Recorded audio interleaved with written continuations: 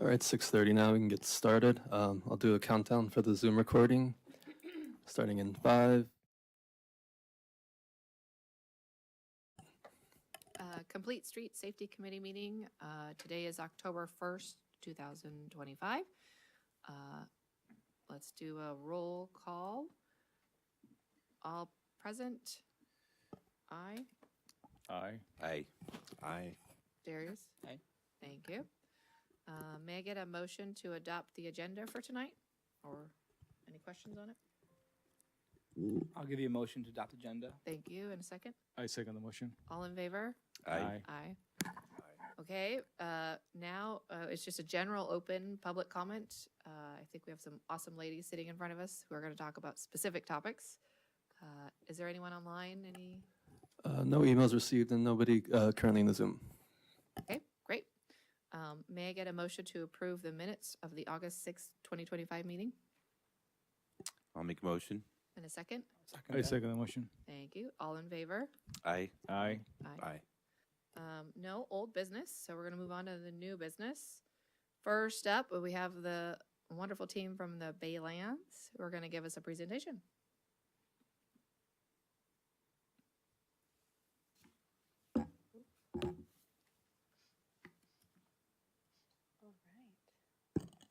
Ready? Hi, everyone. Thanks for having us. I'm Katie Loic-Sunday, Director of Community Relations for the Baylands, and I'm joined by Stephanie Shakovsky and Michelle Lynn, also with the Baylands, and Megan Weir with Nelson Nygaard, who is the transportation planner that worked on the specific plan. So they will help me answer questions when we get to that. Next slide, please. So just a brief agenda. We'll start with some background on the specific plan, and then I'll give an overview of Chapter 6, which is the circulation chapter, and then we'll leave some time for Q&A at the end. Next slide. So you all may already be familiar with the history of the specific plan, but just as a reminder, this was a document that was required in Measure JJ, and it details the land use program for the project and also addresses the priority policy areas that you can see on the slide here. But before I jump into the rest of the presentation, I did want to clarify something. The specific plan is the developer's proposal for the project. And then I know you also may have seen the draft environmental impact report. So that document is a CEQA document, and it studies the potential environmental impacts of the project that is described in the specific plan. And where it finds impacts, it proposes mitigation measures. And that document is managed by the CEQA lead agency, which in this case is the City of Brisbane. So because of that, we're going to focus our presentation today on the specific plan because that's our document as the developer. And we won't get too much into the DEIR since that is the city's document. But I know that we've dealt with some confusion there, so I'm happy to answer any questions on that. Next slide. All right, so I believe you're already in the process of starting to review the specific plan. So you all know there is a lot of content in this document, and I'm not going to be able to cover all of it tonight. So this presentation is going to focus on Chapter 6, circulation. And of course, we're happy to take questions on any of the material in the specific plan, and we can always follow up on anything that we're not able to cover in tonight's meeting. Next slide, please. So the Baylands Circulation Network is versatile and flexible to accommodate all travel purposes and modes. The plan is informed by the city's bicycle and pedestrian master plan, and it is consistent with the goals in the Brisbane General Plan circulation element. There are 5 goals that guide the circulation network that we'll be discussing today, and you can see those goals on the slide, but I'll read through them. They are to enable a people-centric place, create bike facilities for all ages and abilities, support efficient, intuitive, and safe movement of all roadway users, develop walkable, pedestrian-friendly neighborhoods, and improve access to transit. The Baylands is a sustainable, transit-oriented development. And as you can see in this slide, the project is served by Caltrain, Samtrans, Munibus, Muni Light Rail, and commute.org. Next slide, please. Before we go into the details of the bicycle network, I did want to quickly go over the land use program. Again, you might be familiar, but just to kind of orient us on this map, and you can also read more about this in Chapter 2 of the specific plan. So if you start at the northwest corner of the map on your slide, all of the housing on the Baylands is west of the Caltrain tracks and north of Main Street, and that's in accordance with Measure JJ. And then running through all the housing districts is a linear park, which you can see there, called Baylands Park. And I like to point this out for an example of scale, because I know it looks like a tiny little strip there, but it's actually almost the size of the Panhandle in terms of width in San Francisco. So it's a pretty significant park. So that park then connects with the renovated Roundhouse, which will be a great feature of that neighborhood. And then if you continue south, those sections that you see in purple, I know it's a little hard to see on the slide, but those are dedicated for commercial uses. And then continuing on further south from that, you'll see some of the parks and open spaces on both sides of the Caltrain tracks. And just as a reminder, more than 25% of our project is dedicated to parks and open space. So it's a significant part of this land.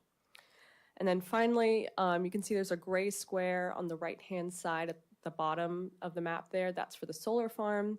And then if you continue northward, there's two, they're sort of gray as well, boxes, and those are also intended for commercial uses, such as an office campus. And of course, running throughout all of these districts is a safe and connected bicycle network.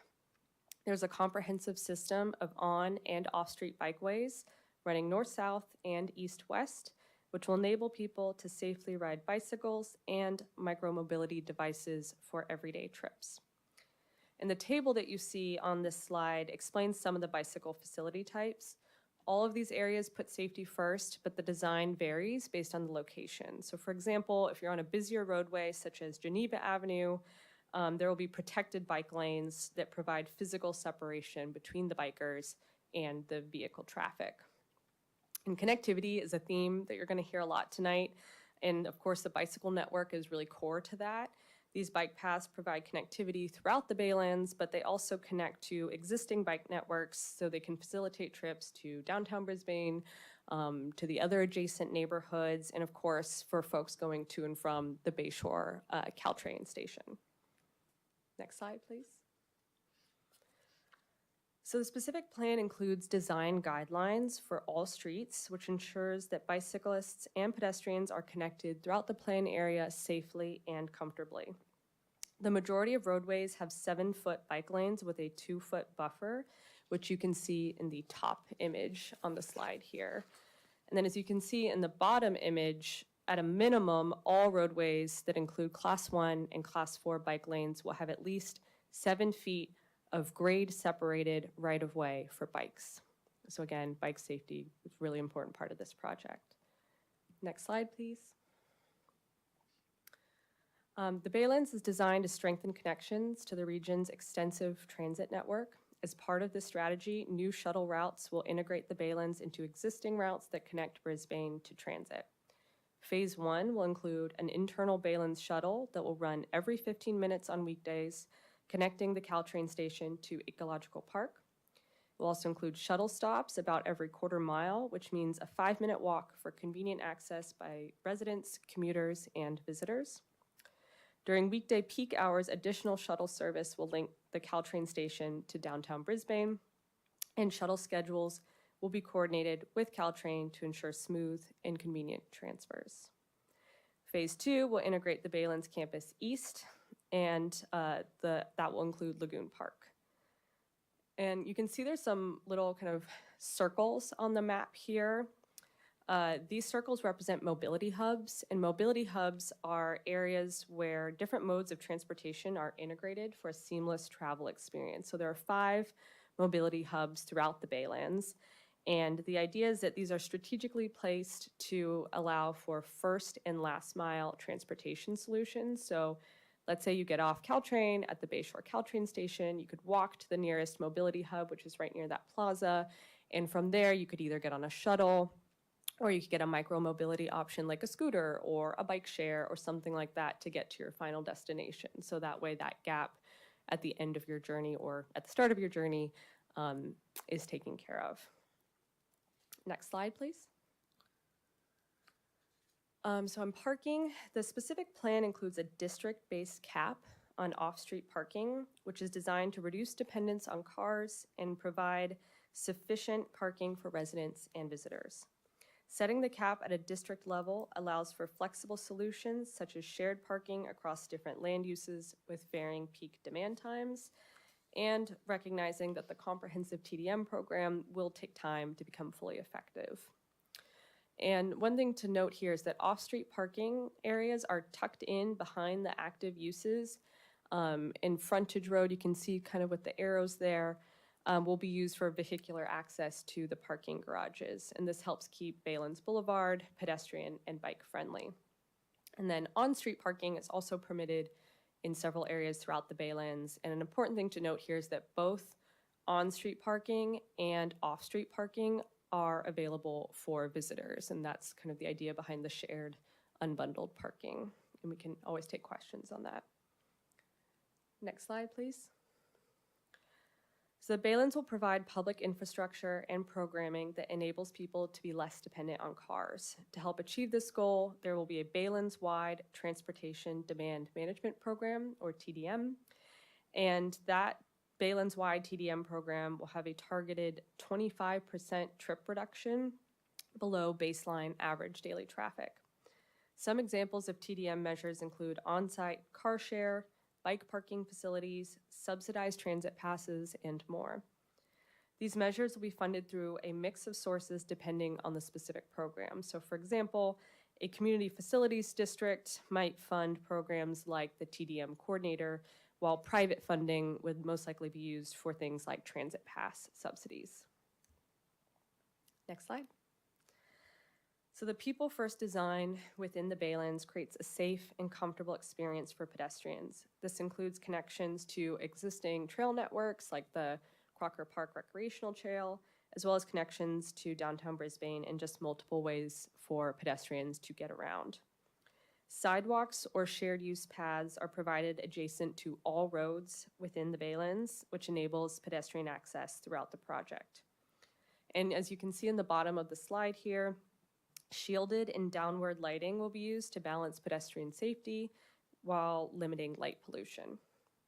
And to enhance the safety and visibility of crosswalks, those areas will receive additional treatments beyond just crosswalk striping. So some examples of that are raised crosswalks, corner curb extensions, corner islands, pedestrian refuge islands, and rectangular rapid flashing, which is essentially where you can kind of press a button and you get additional lighting around the intersection for increased pedestrian visibility. Next slide, please. And that was all. I went through it pretty quick, but I know there's a lot more material, of course, in this chapter and throughout the rest of the specific plan. And even though I couldn't cover all of it today, we're here to take your questions, and we're always happy to follow up on additional topics as needed. So thank you so much for your time, and with that, I'll open it for questions. Thank you, Katie. Darius, Yeah. start at this end. Okay, Ray. Yeah, sure. Thanks for that presentation. I just had three questions. One is around bike hubs. I know sometimes the way they're set up, you can rent them in a certain place, but you have to drop them off in a designated place. So I was just wondering if there was thought through in terms of traffic I might want to go from this new development into Old Town Brisbane. That was one question. The second one was, I guess, around parking, and I know this is a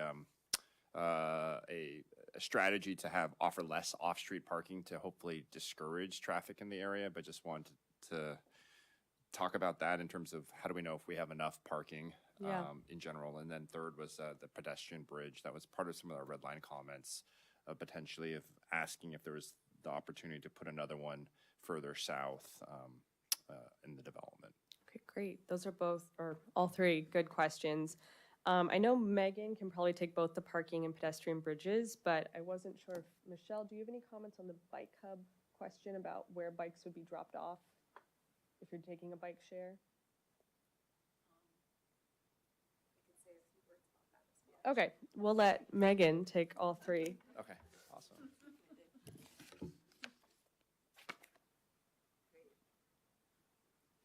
Hi, everyone. Megan Weir with Nelson Nygaard. Thanks. Great questions. This is my favorite topic, so I appreciate the chance to dig in a little bit. I'll go through these as I remember them. Please get me on track if I'm... Yeah.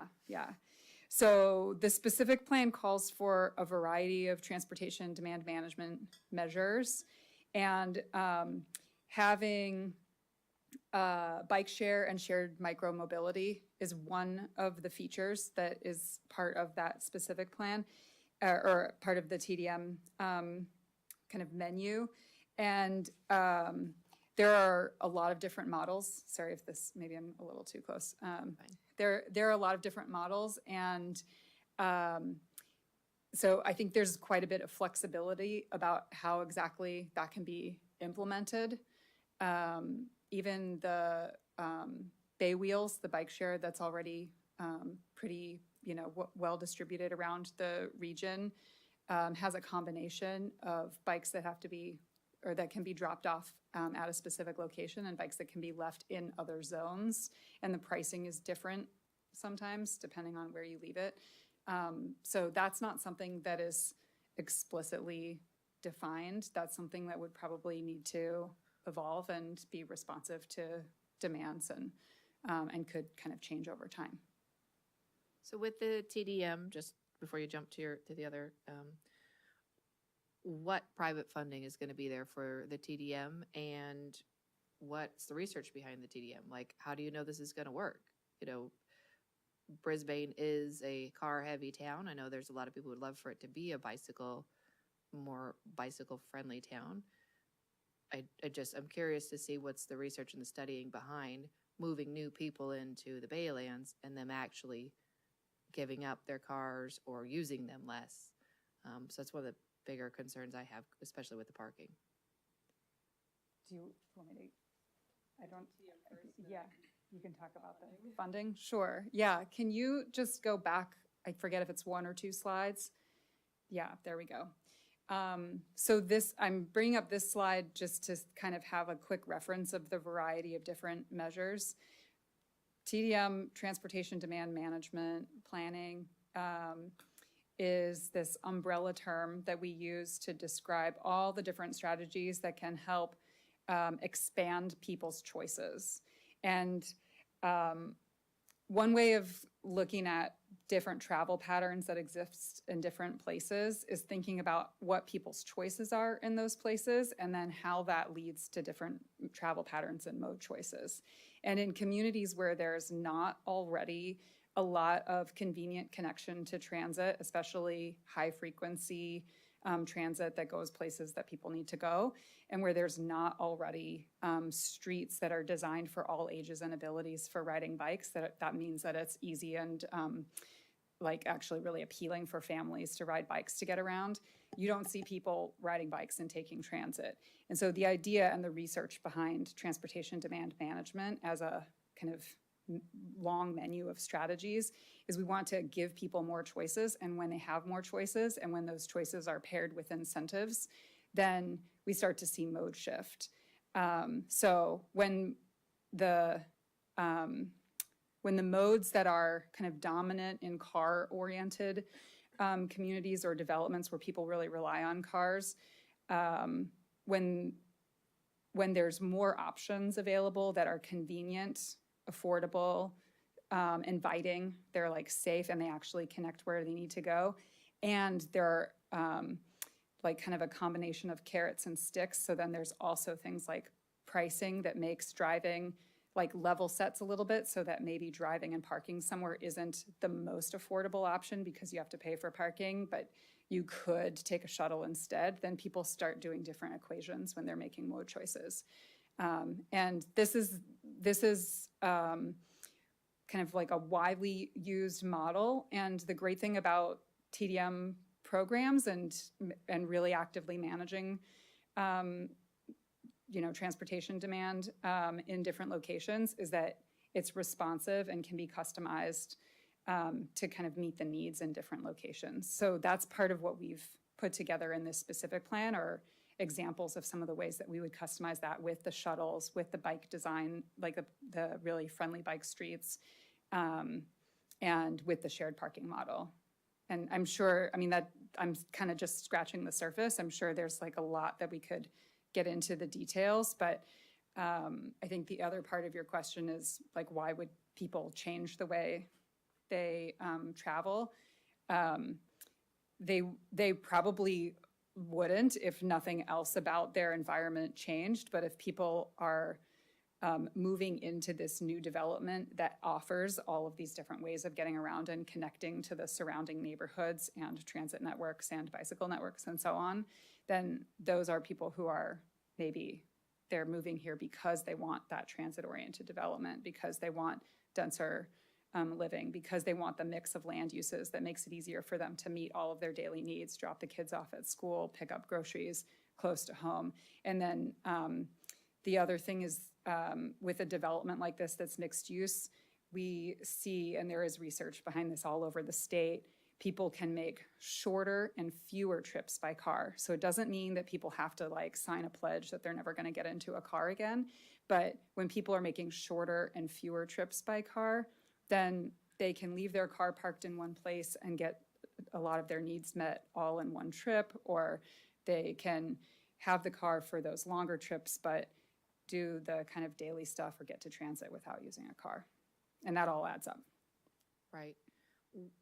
Having read a good chunk of the EIR and most of the specific plan, there's been no detail. You just mentioned picking up groceries. Where's the detail of like grocery stores? Like I know that there's all these first floor, you know, whatever they call them, flexible, whatnot. But to me, that lends more towards a mom and pop's grocery store like we have here in town versus Safeway or Lucky's or whatever else is out there. Yeah, I mean, I'm just throwing out examples of the kind of land use mix that like doesn't exist in single land use, like in single like residential zone neighborhoods that you would see in more of the mixed use developments. So there is that whole commercial district close to the station. Go ahead. I was going to say, if you want me to just help answer that, I think an important thing to keep in mind is that the specific plan is our proposal. It's our intention for the development, but it's not going to get into every detail of like this store will go here and this store will go here, because some of that will depend on the market when this actually gets built. We're talking about decades here of building, and it's going to happen in phases. And so some of those details are going to be worked out as we get closer to implementation.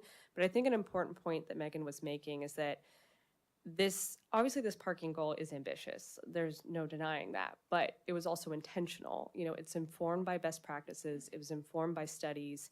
And the idea is that there's different kind of camps of people here. As we build, let's say, apartments or townhomes, you might have folks moving there who already don't own a car and they're comfortable with not owning a car because they know they can get on Caltrain and go to work, and they can get around with the shuttle, or they can take a bike, whatever might be comfortable for them. But also the plan reflects the fact that, of course, there are folks here in central Brisbane that are like, I'm going to drive my car, you know, like I don't bike and this isn't a reality for me. And so there are still strategies in place to address the needs of that community of people. So for example, that shared unbundled parking, like the parking garages I showed on one of the slides, those aren't just for like this commercial use. They are for anyone to use. So maybe during the day, it's mostly used by folks who are going to work or running errands. But then maybe during the evening, it's used by folks who want to go to a concert in Roundhouse Park, you know, an outdoor concert. Or maybe it's used by folks who are going to a soccer game or want to go for a walk in the area and they just, you know, want to have their car. So I think the menu that Megan's talking about is really intended to address all of those different types of users of the Baylands project. Does that help answer your question? Yeah, I hear what you're saying. But one thing that's really just stuck is, you know, I know this is your intent, right? And you kind of got to get into the details, like that helps people feel more comfortable. Like, Sure. you know, you're selling it as it's a easy access. They'll have access to their groceries. They'll have access to their childcare. They'll have access to like hopefully urgent care, like everything you need, like pharmacy, whatnot, right there. But in reading everything, it's so fluid and so vague that it's really hard to see that and to trust that that's going to happen, right? Like, it would be great if people from central Brisbane can drive, ride, whatever, over to that area to do all those things in one spot. That'd be great. But I'm not seeing that in anything that I'm reading. And so this is your intent. Like, these are the only documents we have to like make that assessment and make that judgment. And it's a little unnerving that it's vague and Yeah. flexible and fluid. I hear what you're saying. I want to get kind of to the heart of your question to make sure I'm understanding it correctly. So is your concern around the fact that you don't know, like, if we go back, I think it was maybe like slide 3 or 4, where there's the land use. You just stop me. I'm gonna go. Just keep going. This one, Oh. sorry. There you go. So, sorry, one more. Where it says bicycle network. Yes, this one, thank you. So if I'm understanding your question, like, let's say we take the area that's in purple on this map, so south of the housing, south of Roundhouse Park, we know that that's going to be dedicated to commercial. Right now, we don't know what exactly the commercial uses would be. So is that where your discomfort is coming from, is not knowing what exactly is going to be there? Well, you're building, you know, green shared streets. The hope is that there will be easily accessible uses, right? Some of those are flexible use frontages. Along, you've got your mid high rise, your low high rise, multi-use, multifamily. You've got commercial, you know, abutting it. But what really is the accessibility? What will families, users of all walks of life have access to? And then if they're coming to do their errands, where will parking be? Like, will they have to walk? Again, accessibility, ADA accessible, families with strollers, like, Yeah. what is the accessibility for them and how far will they have to walk if, like, okay, well, I do want to go to the grocery store, I do need to get to Sure. the dentist, or whatever other, you know, allowed things that can be in those front, Yeah, main and that's front. part of the reason that we have this district-based parking strategy, because we need to be able to plan for that. You're absolutely right that we want to know that folks can get to where they need to go and that they have the needs for whether it be parking or other types of uses. And so that's where that strategy comes from. But I think one thing to keep in mind is, like, if we're looking at the housing, some of those folks will have parking as part of their housing. Obviously, it depends on the type of housing. A single family home is different from a townhome, different from an apartment, but there is parking baked into that. And then on top of that, there's those unbundled parking garages, and then there's also street parking. And so there are a variety of options for folks who truly do want to use their car to get around. But then to your point around ADA, like, the entire project will be compliant with ADA standards for sidewalks and things like that and getting around. And so if you're someone who is mobile and wants to walk down the street to run their errand, then that is something you can do safely and easily. And if you are comfortable with taking the shuttle, then there will be a shuttle that runs all throughout the Baylands, and so that you can get on that shuttle and you can go throughout the project, you can go to downtown Brisbane. And so all of those options are available to you. I wasn't sure were all his questions answered. I think we got a No, we little off haven't gotten track. to them, because I asked about TDM funding as well. And yeah, sorry. Just to answer your question about TDM funding. So as I mentioned, it will be obviously a mix of sources, but an example of private funding could be like in those two kind of blocks I mentioned that might be a corporate campus. Like, the tenant there would pay for transit subsidies for their employees. Okay, so for their employees, right? Yeah. What about everybody else? Because that's one of the big things that this town has just gone through is their shuttle Sure. commute.org. I'm not sure if I'm getting it right, but one, Yeah. because of state and county partnerships went away because Yeah. they couldn't fund it anymore. So then the city of Brisbane had to come up with funding to at least keep one going. Yeah. We don't want to do that again. Yeah, sure. I So how is there understand. going to be a guarantee that, it's not just for employees or, Well, again, that's why there's a mix, and Right. it's going to depend on what we're talking about. So, like, a transit subsidy for Caltrain is usually intended for people who are riding Caltrain for work purposes. You can use it for your own personal use as well, but a lot of those programs are employer-sponsored. But then we might also have programs for residents, and that might come from the developer who's paying for it. So it really just depends on the end user and that will determine who's paying for it. Sure, but strictly speaking about the shuttle services, who's paying for the shuttle services? So the shuttle within the Baylands will be privately funded by the developer, and then we will connect with the existing shuttle routes. Okay. Am I missing anything in that? For how long will it be funded by the developer? Oh, and then there's also the financing district that I mentioned earlier. So that is a tax mechanism that is also used to fund a lot of these programs as well. And there's a lot of information in that in the public facilities financing chapter. I believe it's chapter 9 of the specific plan. Okay. Or 8. It's 8, sorry, not 9. So happy to come back to that, but I do want to make sure we answered all of Raymond's questions. So I think you had. Sure. I mean, yeah, I think we covered at least two of them. When parking was definitely probably the bigger question, and I echo Emily's comments. Right. It just feels like there's a lot of assumptions.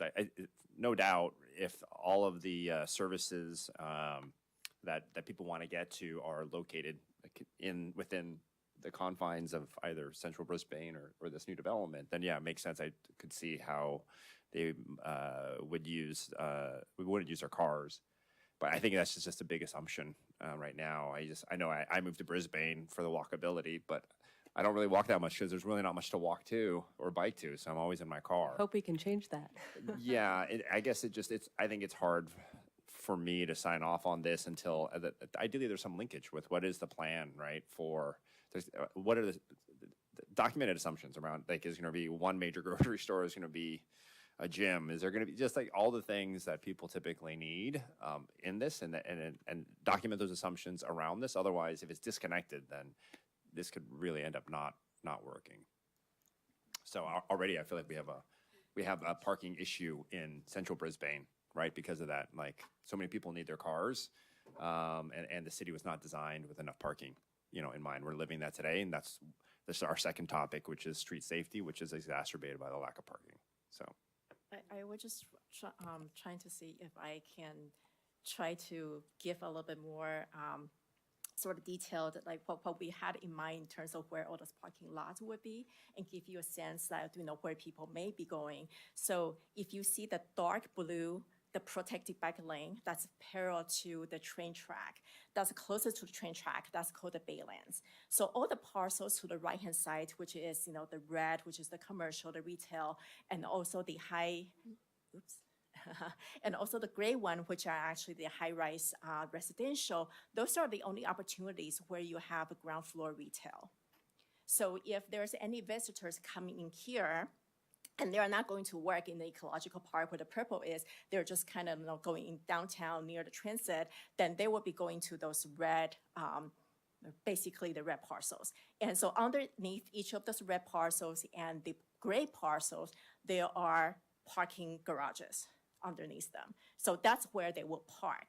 And then for them, so if anybody actually wants to go to the Baylands Park or Roundhouse Park, they basically park in those retail parcels underneath, and then they can walk over to the Baylands Park, which is actually it's just about like 250 feet. It's just, a small city block. So I don't know if that helps you to get a sense, like, how much they have to walk. If people want to go to the park, they can park in those commercial parcels along the Caltrain. And then if let's say they want to go down to the Ice House Hill, the purple area, all of those commercial zones, they will also have either freestanding parking garage or also podium parking as well. And then those can serve people who want to just go on a trail recreational to the Ice House Hill Park. And I just wanted to add one more point here. So again, the reality of a specific plan is it's as specific as we can get. I think this feedback is really helpful for us, and I do encourage you, I don't know what your process is for submitting these comments on your specific plan, but I encourage you to incorporate this into those comments so that, the city's aware and that we can then incorporate them into our specific plan, because that's why we're having this discussion, right? Is we want to make sure that we understand what your concerns are and that we're addressing them to the best extent that we can, while recognizing that there is going to be need for some flexibility in the plan, just given the long time horizon and the shifting market that we're dealing with. Obviously, it's a balance. We want to make sure that everyone feels comfortable with the way things are laid out. But again, like things like exactly what store is going to be where and things like that, we just might not be able to get to that point. But again, these comments are really helpful, and we want to incorporate them into our final plan. Okay. And I think Last question now- on that. Is there an assumed ratio of like residential parking to like visitor parking that went into this? Maybe perhaps that might be helpful just to understand. Yeah, that's a great follow-up question, and I was going to say, could add a little bit about the parking, because you were asking about data. So what we're talking about here is unbundled parking, which means that none of the parking is dedicated to a single land use, and none of the parking is attached to a lease. Understood. In like a home with a garage, like a personal private garage, that's a different story. But all of the parking that can be like that's in a shared garage or attached to commercial space, it's all unbundled. And then the people who use it are the people who are paying for it. So people who are commuting there and working in offices in that space and choose to drive instead of taking transit during the day can pay for that parking and stay there during the day. And people who are visiting in the evening and using the retail or going to a concert in Roundhouse Park and so on can pay for that parking and use that parking in the evening. So that's a partial answer to the question. Nothing is dedicated. However, we are also thinking about the total parking supply in terms of the different land uses and the kind of the times of day and the times of week that those land uses tend to generate trips, where the peak trips are and where like the low trips are. So the kind of analytical approach to this is looking at all these different land uses and noticing if we graph the parking demand associated with different land uses over the course of the week or on a typical workday, then you see high points at different times of day and low points at different times of day. Sure. And in more kind of like, old school single land use development, the total parking supply across an entire district might end up being the peak office demand parking number plus the peak residential parking demand number plus the peak retail parking demand number, and you stack all of those up, and then you get a lot of parking that is empty a lot of the day, and it's kind of parceled off. And what we can achieve with the district management instead is, instead of adding all of the peaks, you look at those graphed over the course of the day and the week, and you figure out where there's overlaps. And in most cases, the overlaps happen when at least one of the land uses is closer to a low point. And then you add up and figure out what your kind of maximum parking demand is likely to be based on the actual mix of land uses. So the exact type of retail or the exact like tenant mix is unknown, but what we do know is the mix of land uses across the district. And so we can look at the different parking demands at different times of day and come up with this big picture idea of how parking demand is going to shift over the course of the week. And the other thing is that this is like a 20-year plan. And so as the first phase is developed, there can be higher ratios when the density isn't there because there's more space for parking. So there can be parking that comes online with the first phase of development so that when it's not as easy to make more trips locally or without a car, there's a little bit more parking available. And then as more development comes online, the ratio starts to shift. So there can be new development that comes on with lower ratios because that development taps into the existing parking. And that's done in a really thoughtful and responsive way because we're already at that point able to see how the existing parking is being used, when those peak demands are, how we can manage it. And there are opportunities to shift the way people use parking based on pricing. So thinking of that like supply and demand tension all the time and like how pricing can shift the demand and then the supply can kind of be responsive in that way. So will all of the parking be at a cost?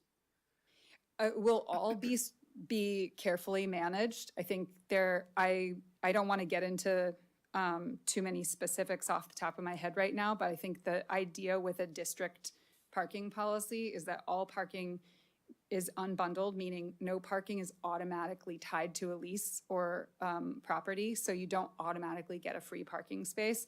And then the pricing can be kind of depending on the land use and the time of day and like the different demands. Right. And that's typical like in a lot of districts like this all over the Bay Area. So there's a lot of good models to look to, and there can be certain times of day that are free or lower cost and certain times of day that are higher cost. Right. And as I drive down towards like San Carlos or Millbrae, they have parking lots that are free.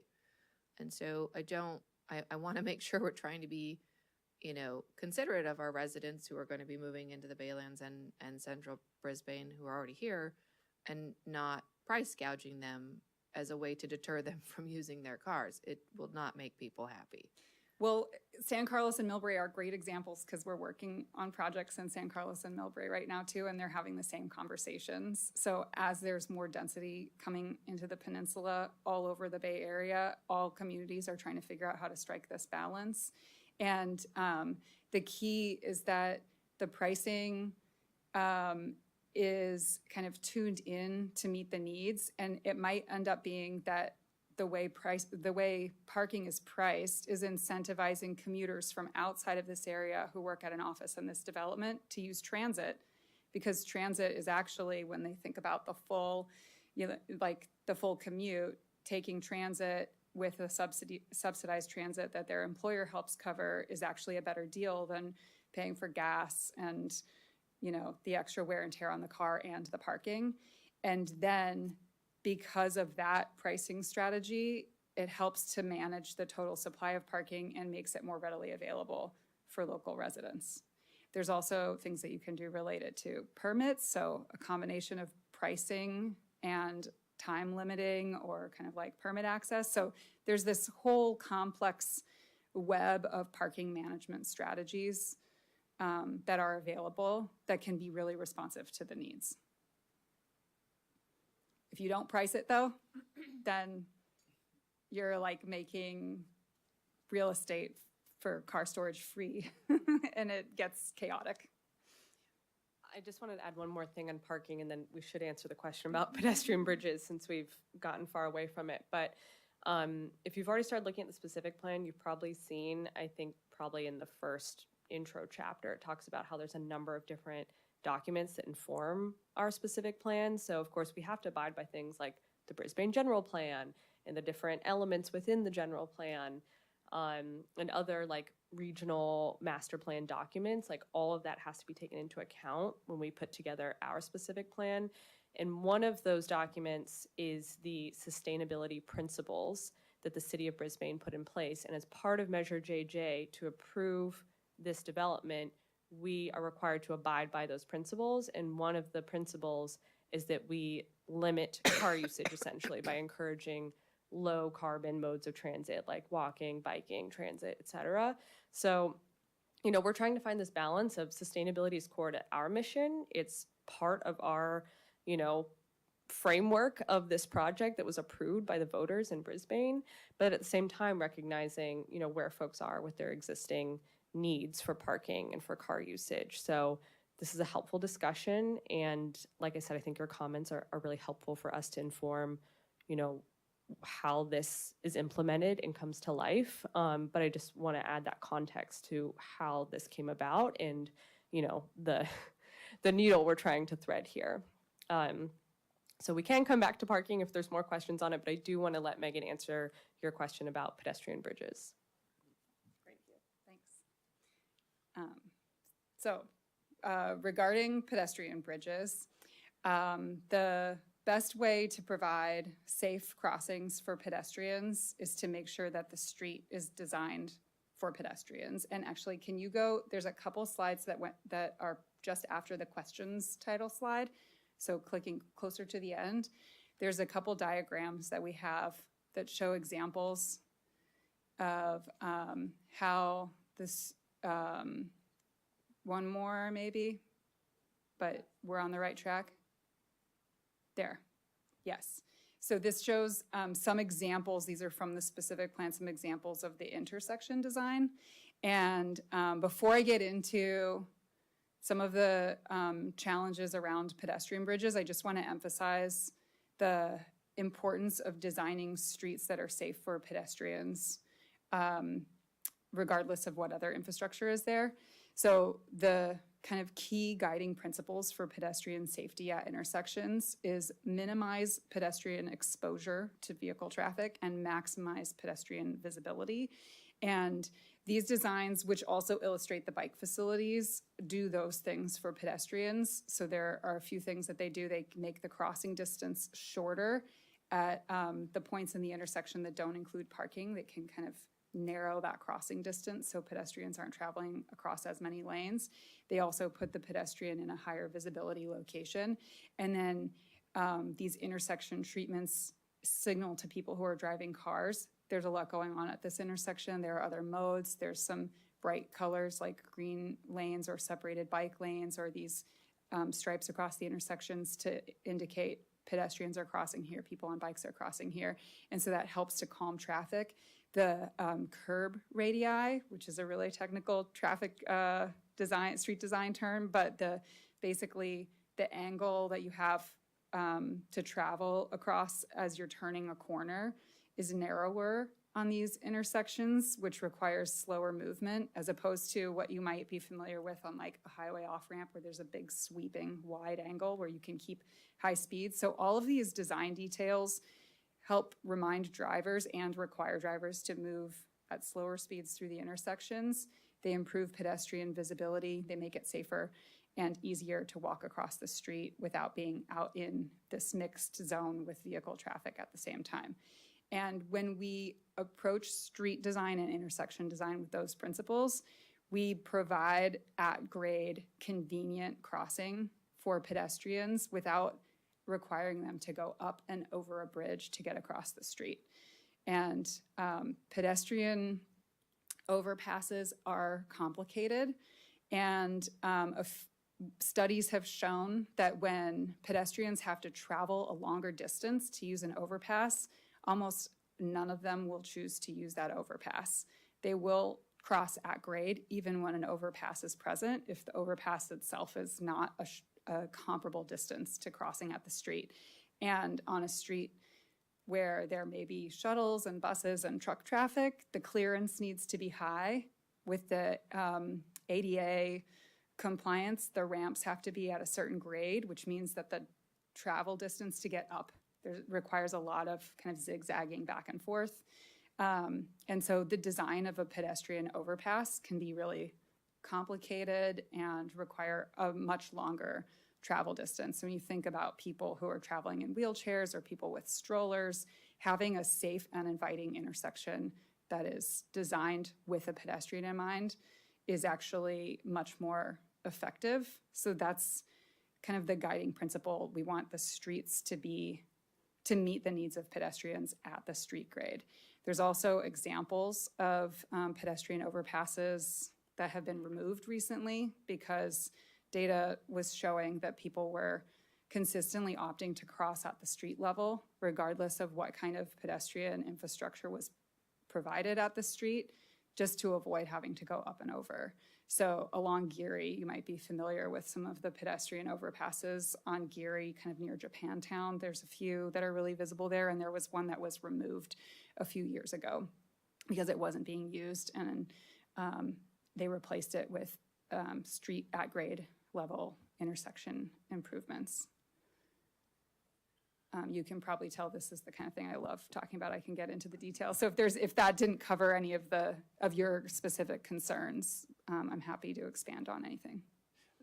I guess, I mean, I was just looking at the map and just observing just across Bayshore Boulevard, right, which is a high speed, high thoroughfare conduit, a corridor.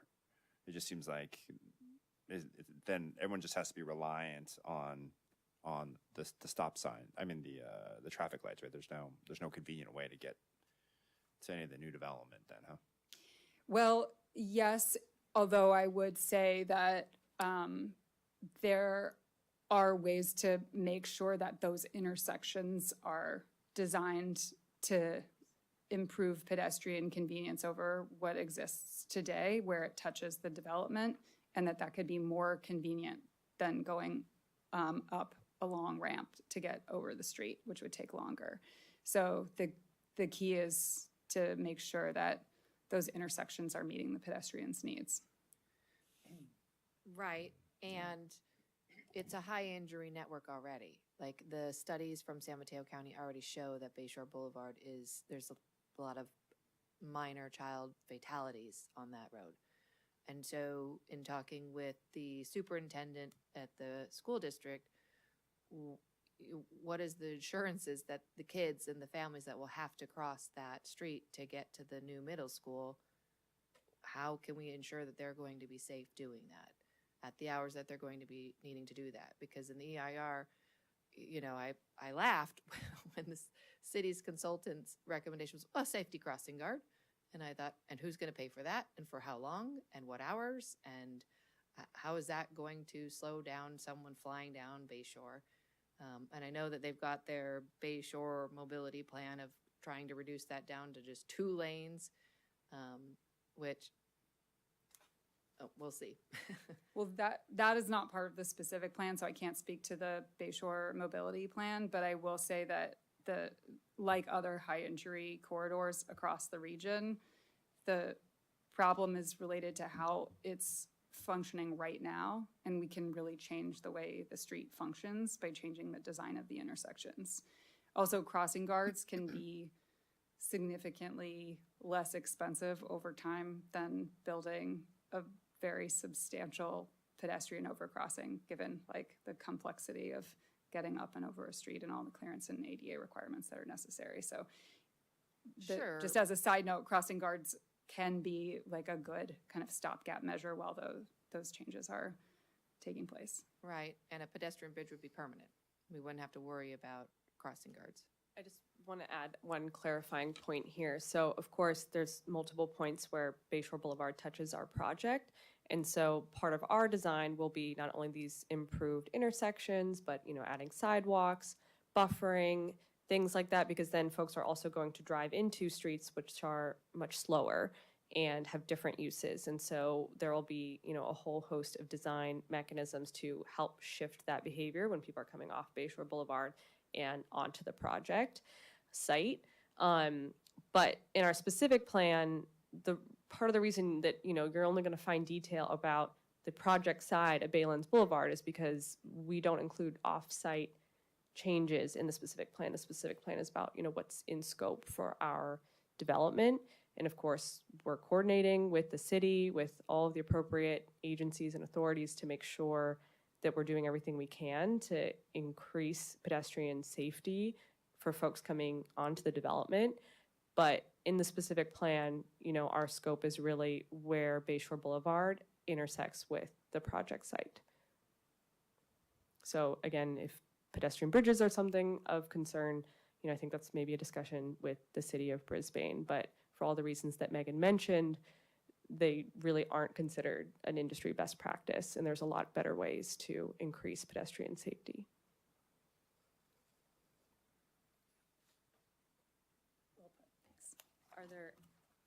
Are there any other questions on this or other topics? Yes. So, you know, we were asked to review the Baylands EIR, and you're talking about the specific plan. I know to a certain degree we are dealing with hypotheticals here, but your specific plan shouldn't be too hypothetical, I guess, or be done too much in the vacuum. It should be some. So can you explain again what will be the difference between the EIR and your specific plan, and and in general, so for all Brisbane, you know, there is a document called let me see right now, the Brisbane Bicycle Pedestrian Master Plan. And that pretty much covers a lot of the different things that goes on in terms of transportation and circulation in Brisbane. Have you guys read that? We have, yeah, that informed our specific plan. So if there's a, you an extended effort to harmonize old Brisbane with new Brisbane. You're talking about hubs. Are you going to have hubs in old Brisbane? Because it almost feels like you're going to create like a new Brisbane, and then old Brisbane is going to become a ghost town. You have like, Yeah, we definitely don't want that. So, I mean, in terms of those mobility hubs, again, if putting a mobility hub outside of our project area is just out of the scope for us as a developer. However, we are trying to the extent that we can influence connectivity with Central Brisbane to do that through like the increased shuttle, the pedestrian connections, things like that, so that there is flow of people back and forth between this kind of new part of Brisbane and the existing parts of Brisbane. And, to the extent that the city, learns some best practices, hopefully from, what we implement on the development, I think that would be great if there's mobility hubs in other areas throughout the city. But again, anything that happens beyond our project boundary isn't within scope for the specific plan. And that kind of relates, going back to your question about the specific plan versus the draft EIR. So the specific plan, this is not just for the Baylands, right? There's plenty of other developments that do a specific plan. And again, it's a process of setting forth your intention for your development, putting as much detail as you can at this stage. And a lot of that is informed by different studies, so traffic studies and habitat assessments, like all kinds of different studies, geotechnical, like all that information goes into the specific plan. And that includes also referencing existing regional documents like the Brisbane Bicycle and Pedestrian Master Plan, the general plan. There's all of that has to go into the specific plan. So that was how this document came together. And then before a project like ours can actually start construction, we're required to go through CEQA, so the California Environmental Quality Act. And CEQA is a statewide requirement for all major developments. And part of the CEQA process is developing an environmental impact report.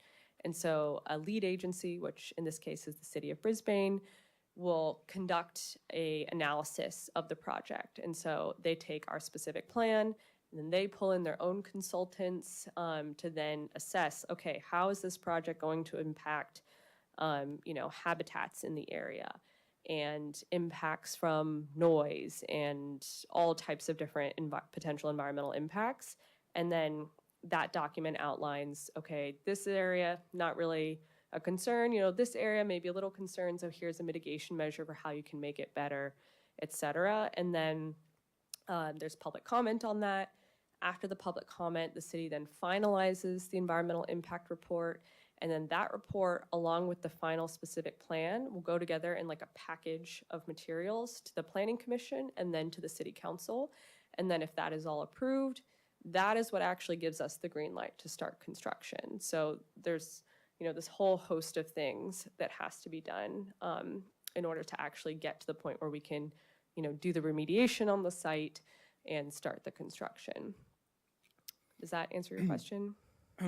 Yes. So I guess, we're not there, but the exercise that we're doing now, how's that getting, are you taking, is it from the city end or from your end that you're getting all these notes?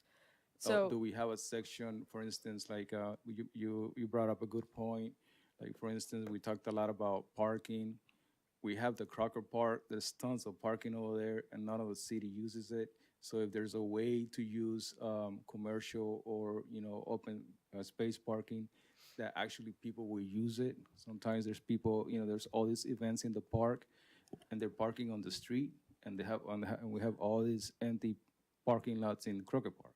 So Christian, I just will add that Crocker Park is outside of the scope of the development. No, I know, but all I'm saying from learning from all Brisbane, and like best practices. So you have, all I'm saying is, it was brought up today that you're going to have these parking areas, that the goal is for residents to use it Obviously, we want them to be free and et cetera, convenient in locations, for these public hubs, et cetera, et cetera. So, to have that in mind, because Yeah. in here in Old Brisbane, like I said, there's a lot of parking spaces, but we don't use it, and we could use it in many on many occasions. The other point I'm going to make, so in the ER they're talking about a middle school, and although I appreciate your technical answer about the area pedestrian bridge, if you have a middle school, I mean, there's no way around not to put some sort of like solid safety bridge going from Bayshore. So are you guys not contemplating having a school? So there is an area that's contemplated for a potential school. I think it is middle school, right? And again, we're just kind of setting aside the land for that. And then I think there will be studies with the school district, with the city to determine, what exactly that school should be, when it should go in, et cetera. And that I would assume would be part of that discussion is how do we ensure there are safe routes to school? Okay. And then, we just don't want people from Old Brisbane to go to New Brisbane. We want the people from New Brisbane to come to Yeah, Old of Brisbane. course. So, and what is happening? I mean, what will be some of that? So shuttles will help with that, and bicycle routes and walkable routes, and also, we have that loop. I'm assuming it's going to get connected through that tunnel that we do the tour. Yeah. That's a great question. I also, we don't want it to be Old Brisbane, New Brisbane. We just want it to all be Brisbane. And I recognize that there is some concern around connectivity because already there's like the Ridge and then there's Central Brisbane and now the Baylands is this other thing. So I recognize that there is this sense of disconnectedness when you look at it on paper. And so that's one of our goals is to figure out how do we make sure that everyone feels connected throughout all these areas so that it is one Brisbane. I think the shuttle route is a really big part of that. So if you take like Day in the Park this weekend, for example, that's a really great milestone community event here in downtown Brisbane.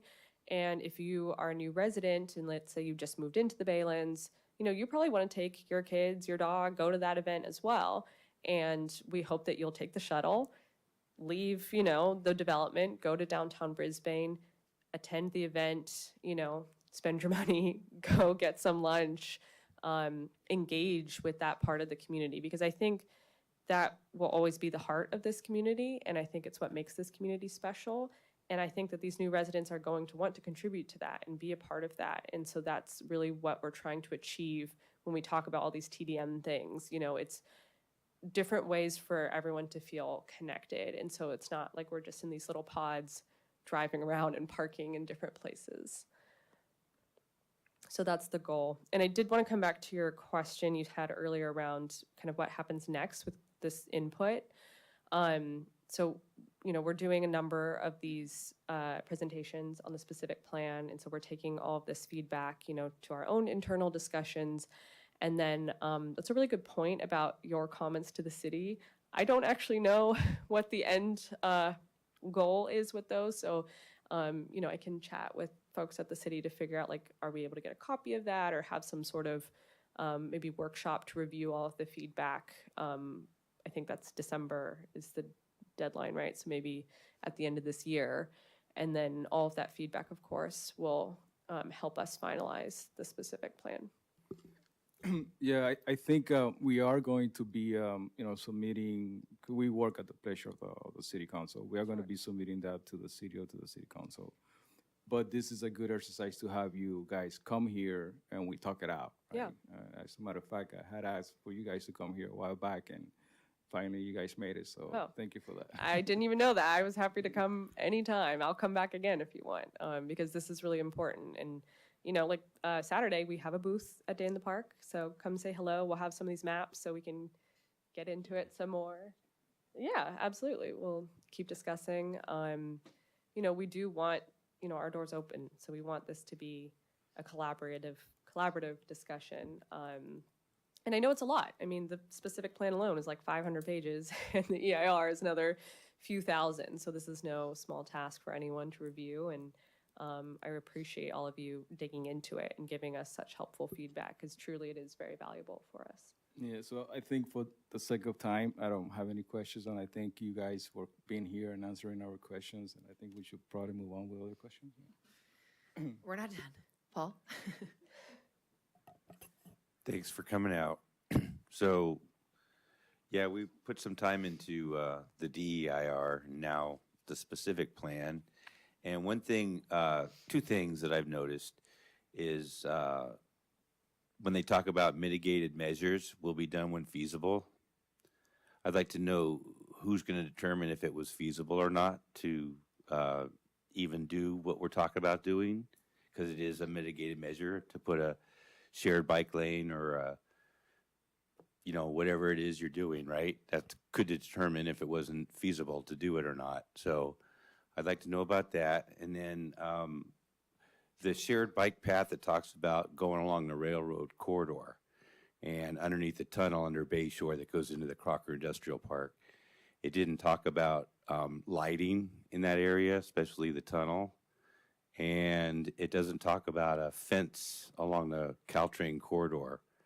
So, because the shared path is going to be right Sure. next to it. So Yeah. I didn't know if that's something that Caltrans, if they're going to do it, or Yeah, those are all good questions. Let me start from the top and I'll work my Yeah. way to there.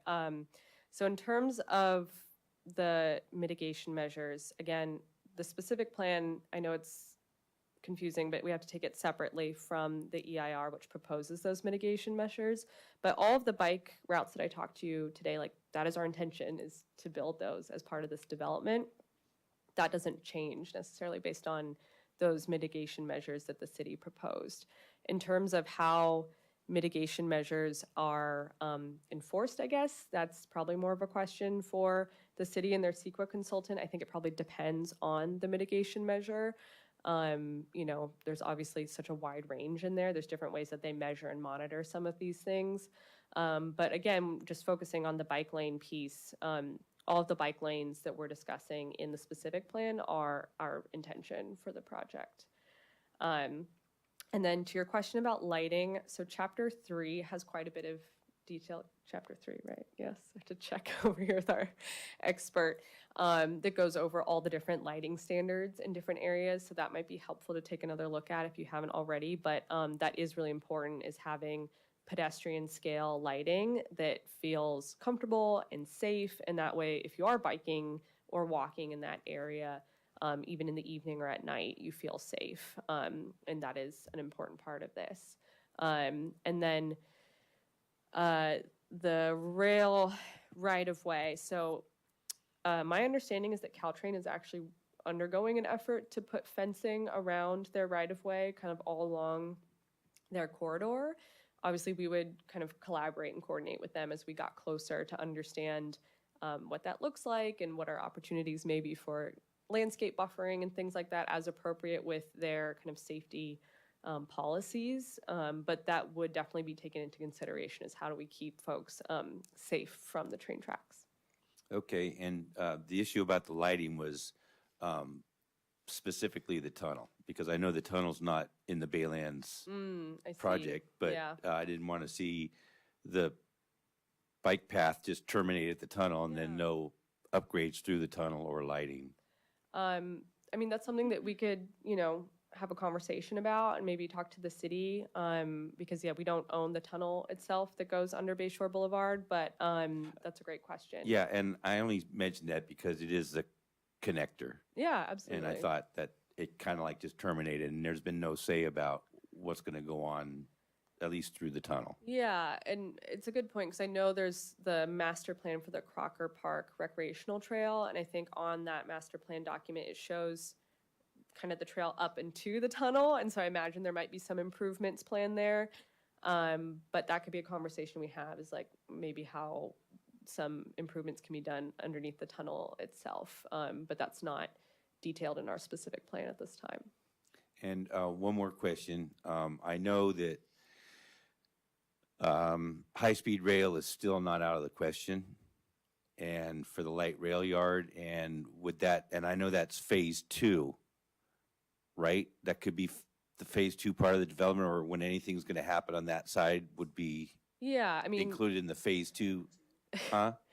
she's being silly. Okay, So my understanding is that, you know, the land has to be set aside for high-speed rail, if and when that happens. But yes, everything east of the Caltrain tracks is right now considered phase 2.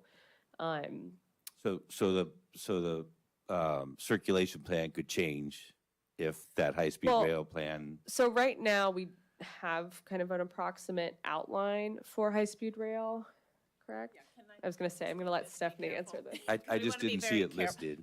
Paul, we want to be very careful on this question Yeah. because we are still opposed to the light maintenance facility. Yeah, I would agree with that. Okay, but the city has made a settlement with high-speed rail, and they are in discussions with the high-speed rail.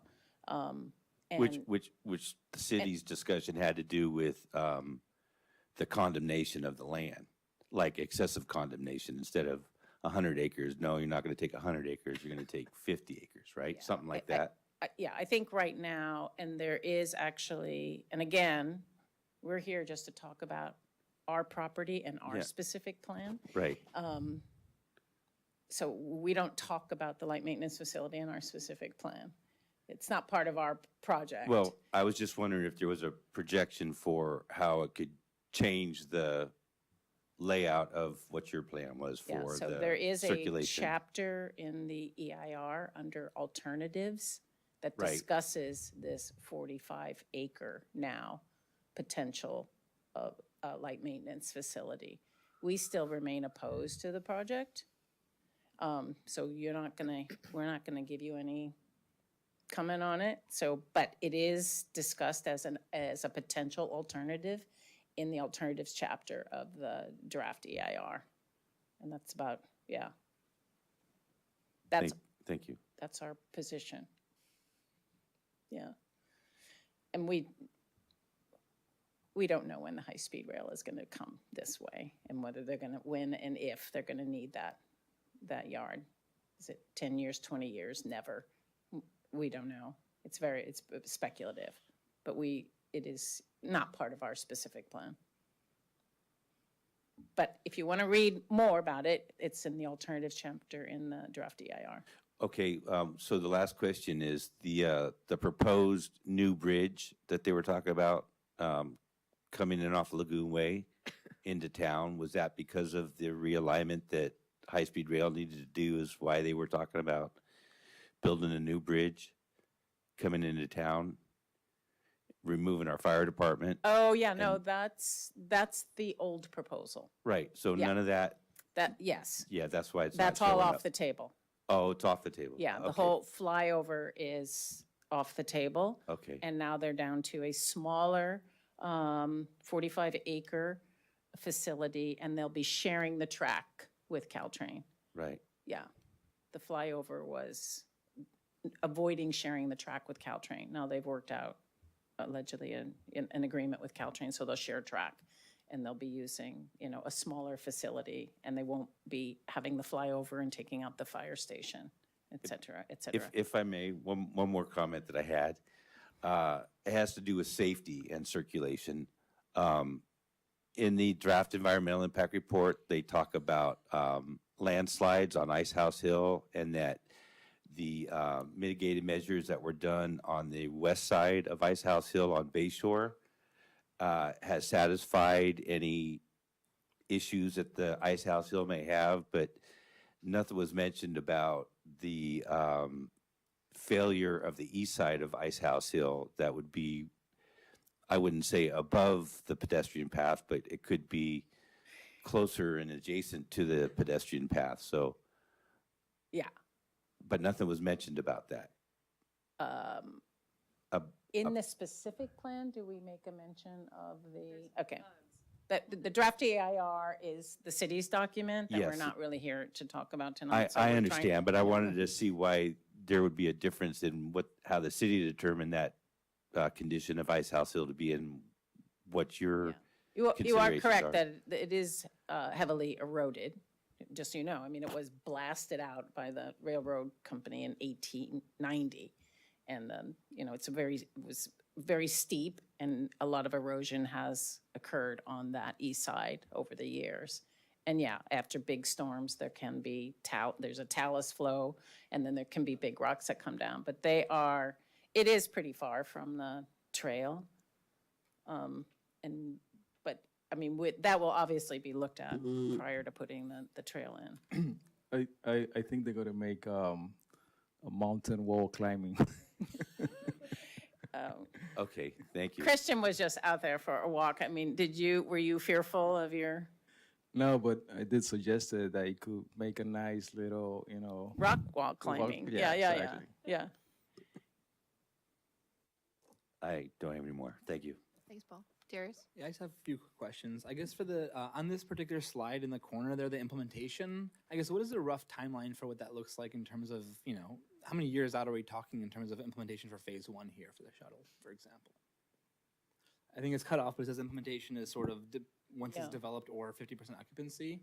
Yeah, Do we have- so in the specific plan, the way we've laid out the specific plan, we've laid it out as phase 1, which is everything west of the Caltrain track.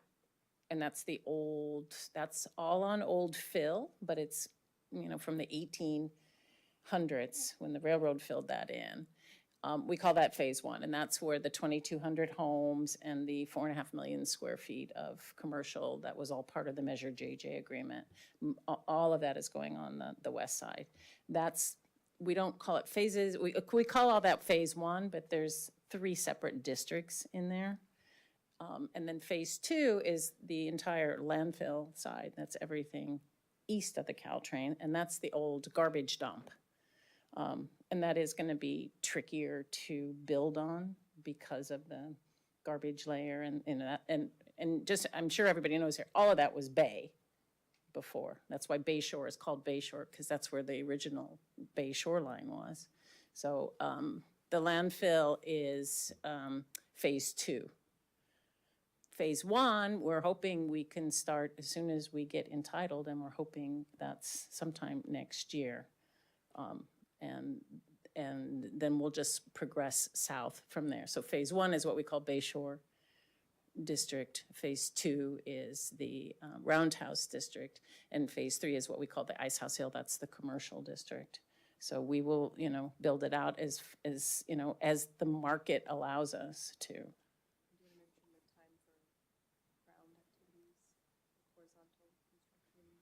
Yeah, we do. Yeah, we do have some. We have some soil movement to do, some ground stabilization to do. So that's probably a couple of years of engineering before you're going to actually see, sticks in the ground and buildings coming up.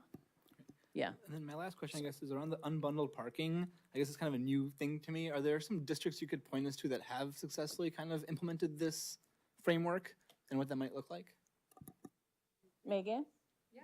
Do you have an example of an unbundled parking program that's been successful? Yes, all over the place.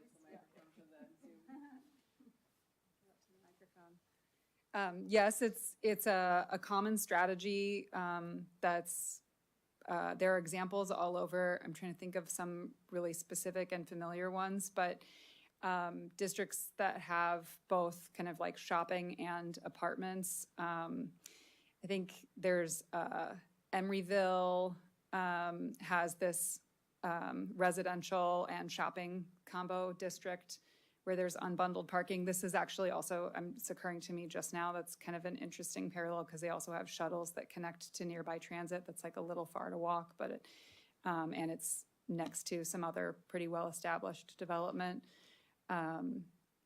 And really like downtown central business districts are a good example of that, where there may be a handful of residential buildings where that were established a long time ago and have parking that's dedicated to the leases, but anything that's coming online now in San Francisco cannot be like parking has to be unbundled.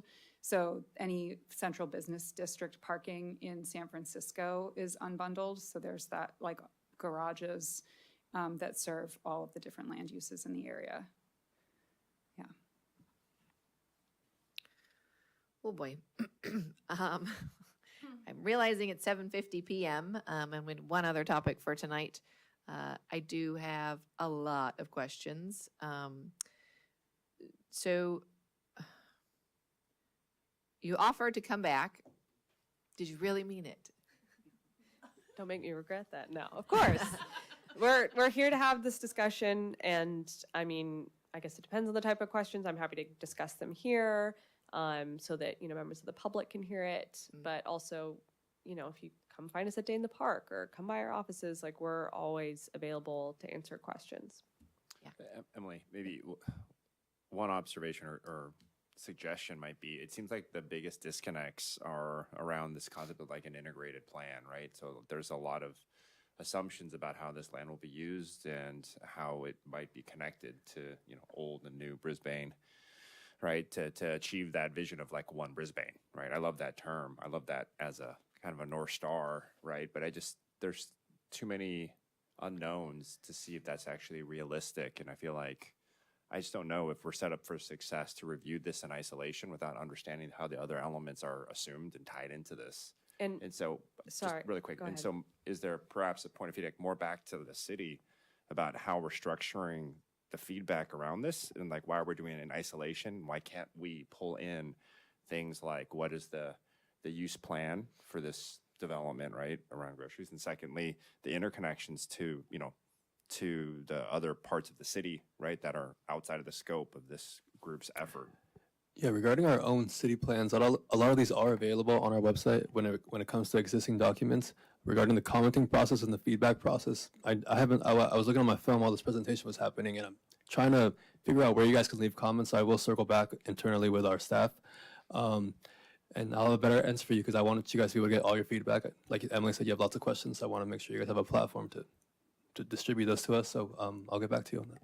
And the one thing I was just going to add is I would recommend, if you haven't already, reading the Measure JJ resolution. I think it's only a couple pages. It's actually not very long. But that really sets the framework for this development. It sets the number of housing units, the number of square footage of commercial, the sustainability goals, percentage of parks. Like there's actually quite a lot of kind of guiding principles in that resolution. So if you haven't already, like I said, it's available on the city's website. It's only a few pages. I'd really recommend taking a look at it, and that can kind of give you some context as well when talking about the specific plan, because there are some things that just won't be possible. Like if you were saying, hey, let's put some housing down there near Ecological Park, like unfortunately Measure JJ precludes us from putting housing south of Main Street. Yeah, I think one of the comments is just like, how do we get people from old to new, right? What are the traffic flows going to be in terms of people trying to get to where, depending on what stores are going to be there, right? So I think it's just more of that type of input, and I can already tell that's not part of the document that you're speaking of, because otherwise you'd be able to articulate that to us, right? So that's all I mean. I think we're just missing other inputs. Sure. Yeah.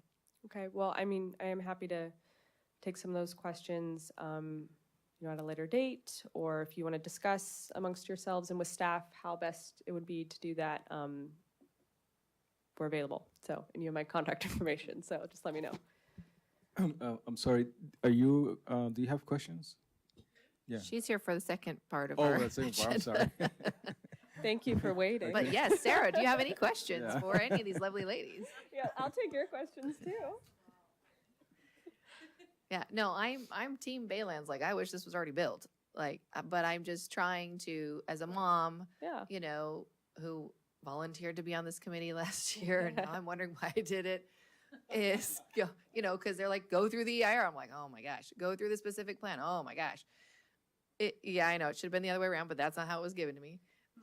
So I want to be mindful that we're not, when I say we, I mean you and me, apparently, Yeah. but we're not creating the same problems that old Brisbane has in new Brisbane, if that's how we're going to call it. I don't Which like I don't that like it, but that's a terminology. great way to just differentiate, Yeah. right? Like, also I want to make sure, you know, that we're being mindful of students and families and people who are differently abled, and, you know, you're reading that some of the paths are going to be, you know, crushed granite. I loved it. I put it in my own yard, and then I took it out because our friends who are wheelchair bound, it was so difficult for them to move through that. And I was like, oh, this didn't work so well. So I just, you know, those are my like thoughts and questions. It's not any like gotcha. I just want to be a Yeah, of partner and like, how course. can we make sure we're thinking about these things, that I'm sure you have many wonderful experts on your team that are doing that.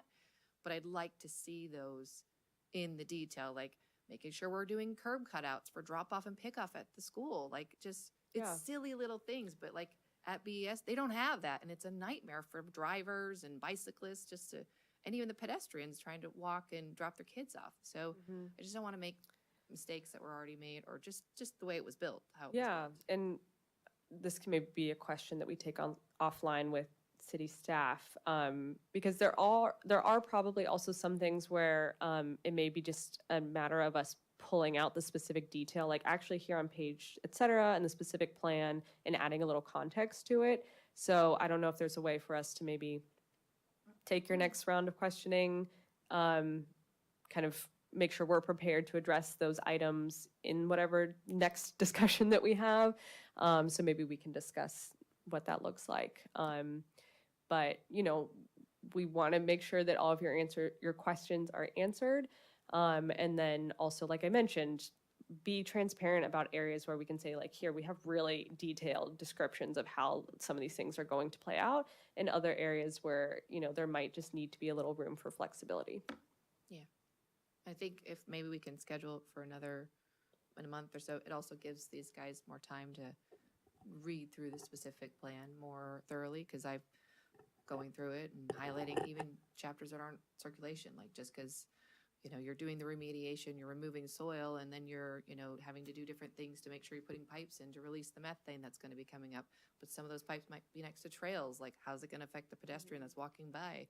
You know, they've got some of those in the over And- Sierra Point. So Yeah. I feel bad we're taking up all of your time. I will say we presented last week for the Open Space and Ecology Committee meeting. So if you haven't, obviously it's available online. So maybe take a look at that, because we did get into some of those topics and talked about like the remedial action plans and the landfill closure plan, and some of those details. It's just, there's a lot of material here, so we can't cover the entire specific plan in each one of these sessions. We tried to focus it based on the, you know, the areas that we thought were most relevant to each committee that we've been meeting with. But maybe take a look at that as well. yeah, I will. Great. Can I just make a general comment? Yeah. So I moved here maybe about 15 or 16 years ago. And I guess the question is this real? Is it going to happen? And then in addition to that, can you guys do something parallel, symbolic, like put something that says, you know, just to move from paper, you know, move Like the a project from groundbreaking paper ceremony or and all this something? abstract thing. Like a groundbreaking ceremony, or what do you mean by that? Tell me more. Anything that symbols something Oh, concrete. okay. Or maybe a 3D model, yeah, why not? Okay. Yeah. We do have some more rendering kind of video things that we can maybe share. But that's a great question and something that I can talk to our team about. Now I'm forgetting what your other question was. Remind me. Is it really? Is it Oh, really is it really happening? Yes, I mean, that is our intention. And I will say, obviously, yes, this has been around for, I think, 20 years. I think the first version of this was introduced in like 2005. So I understand there's kind of just some fatigue around this, around, okay, we're doing another workshop, we're having another meeting, we're hearing about this again. Like, that's all very valid. And I recognize that. But this is the farthest we've ever come to getting this project actually entitled and starting construction. So we feel really good about the place that we're at. And I'm glad that you all are engaged in this process, because I think that will also help us to inform the city as they put this package together that will go to the Planning Commission and go to City Council. So yeah, I mean, I encourage you to keep sharing that sentiment with the city and with other folks in Brisbane that, you know, you do want to see this happen because we do too. And I think by working together, we can not only make this a reality, but make it the vision that we want for that one Brisbane that we're all proud of and happy to have part of this community. All right. Well, thank you so much for your time. Really appreciate it. And we'll just follow up on next steps. Great. Thank you. Thank you so much, guys. Appreciate it. Thomas. All right, new business. Okay, new business. Speeding, traffic calming measures, and general traffic issues on San Bruno Avenue. Megan might have some great tips on this. But go ahead, Sarah. Yes, Sarah, let me give you a brief intro, just kind of for the committee as well. Emily had reached out to me and Sarah about, in addition to addressing the issues on San Bruno, which made it on our work plan, to including visitation. And that's part of this because, as you guys know, this went to City Council recommendations. And they kind of got paused, if you might have noticed. Not much has happened there. And part of the reason for that was because we are getting a new public works director. There was a sentiment that if we begin these big infrastructure projects where, just hypothetically, a raised intersection is 40,000 and then the new parking lot is 100,000, and just if we just start adding these things while we're in this transitional period, we felt it was a bit rushed. So we can discuss visitation, but I will say that we are looking forward to the new director coming on board and then discussing these issues further and kind of hashing out the recommendation. But we did have San Bruno on our work plan, so that we can discuss that fully. And yeah, I just want to, and then Sarah, you're here, and you can kind of, you started this. I want to give you the floor. Yeah, maybe the new public works director can come to the next one. Yes. So, That'd be oh yes, and he'll be joining officially. His first day is October 20th, Okay, and all right. I'm sure he would love to be here and Awesome. meet everyone. Cool. Well, I think actually this is a really good, some of the slides that you all presented is a great segue you. into this conversation. So this, Yes. yeah, please stay. This conversation is about just our recommendation on how we can really focus street safety on the crossings, specifically on San Bruno and visitation. So I had sent to Tomas some of the materials. I don't know if you want to pull it up. I also have some printouts, if that would be helpful. Do you guys want some of the printouts? You got it? Do you have You got it? You can have one it. you want to Yeah, go to first? Yeah. So, like I said, a good segue from some of the last slides around, making sure that we have what I would consider appropriate design mechanisms to ensure safe crossings, specifically on San Bruno and visitation. So I just put together this quick little presentation that really used the May visitation traffic concern safety survey as a data source. And I just wanted to go through it to not only point out some of the data that came from that survey, but some of just recommendations I'd love for the committee to consider and have a discussion about. So while the survey just focused on visitation, as you'll notice in some of the subsequent slides, it was both visitation and San Bruno that was called out as major problem areas. And so this survey, 130 residents responded, which I think is a great response rate for a survey like this. And I think that just shows the commitment and the concern, I would even say, around street safety within the community. So if you go to the second slide, what this graph calls out is the 4 major categories of concerns, starting first with speeding and failure to stop, double parking, lack of parking, and poor visibility. And I wanted to highlight the speeding, failure to stop, double parking, and poor visibility as the concerns that not only, made it to the top, but are ones that I really would ask the council to consider putting in recommendations around for the city to actually action on. Just a quote here at the bottom, it says, "Cars frequently speed down San Bruno Ave with no regard for pedestrians. I am fearful every time we have to cross these streets." I also sent to Tomas, who I believe forwarded to you all, just a couple of communications from my personal network of friends and neighbors that have reached out to the city in various ways, either via email or via service requests in terms of the safe crossing, the crossings in particular, and just the concerns they have and just some of their lived experiences of what it's like crossing. One of them is a video of myself. I don't know if you had a chance to view it, but I stood in the crosswalk on, if you want to call it that, it's not very well painted, of San Bruno and Mariposa. And under 1 minute, 3 cars, not speeding, but 3 cars went through and did not stop, even though I was visibly in the crosswalk.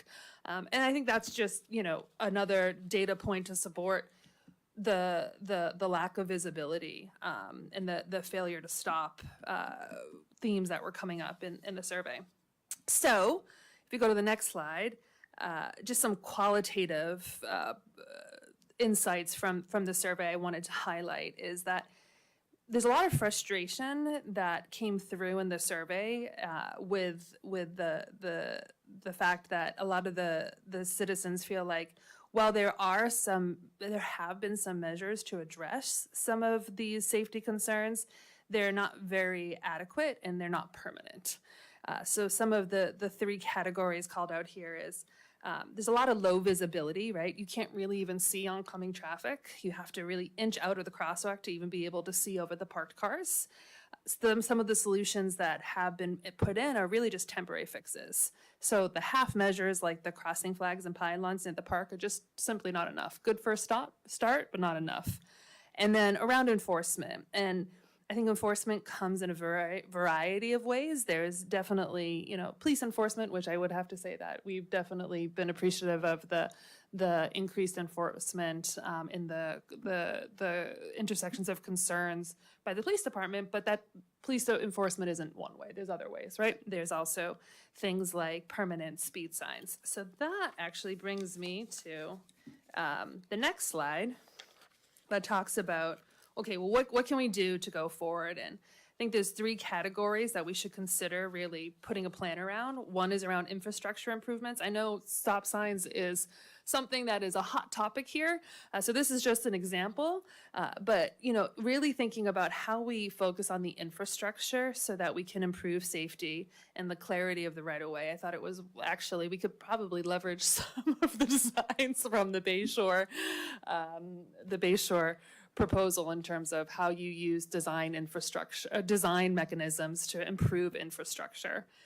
Another category is around high visibility. So I think this also alludes to the design and infrastructure, but really focusing in on the visibility. So examples like pedestrian lights, raised crosswalks, just improving lighting around there. I thought it was really interesting, and I took note from the Bayshore about some of the different lighting options that can both, you know, preserve our nightscape as well as making sure that there's visibility for people who are crossing. And then the last is around maintenance and enforcement.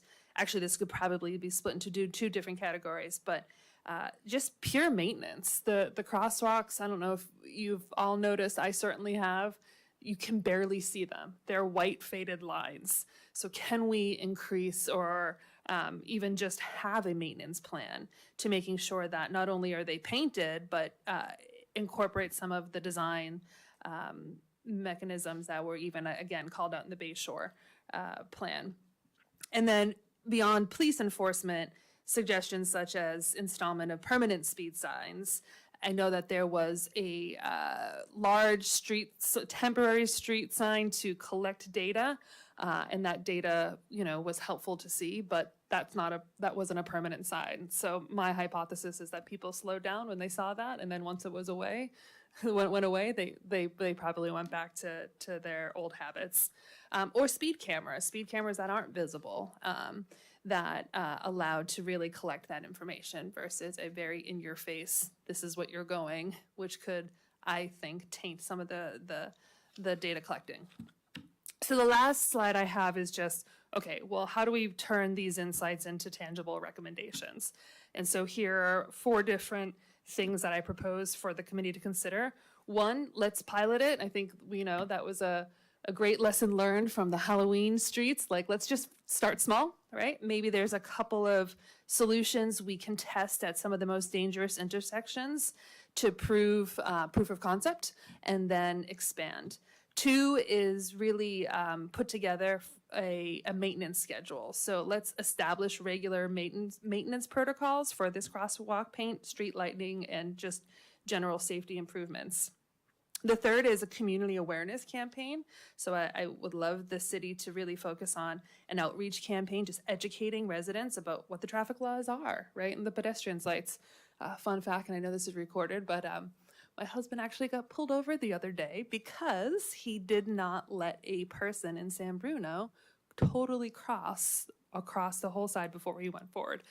Now, while I can understand his frustration, and that is going to be a pretty penny for us to pay, I said, I did not know that you had to wait for the pedestrian to fully cross.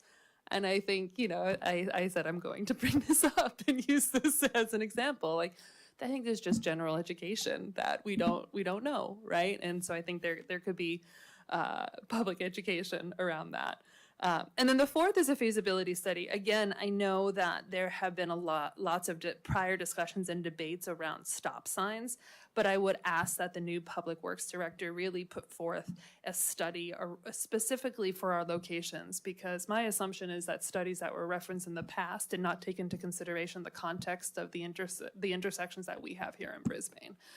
So I would ask that there would be a concentrated study to really understand not only four-way stop signs, but different traffic calming measures, particularly at the hotspots. So that is my ask, but would love to just hear your comments and questions, and really want to figure out how, as a committee, put this in front of the council and as in front of the new public works director.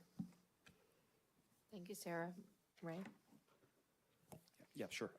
Thanks for preparing a very thorough presentation. I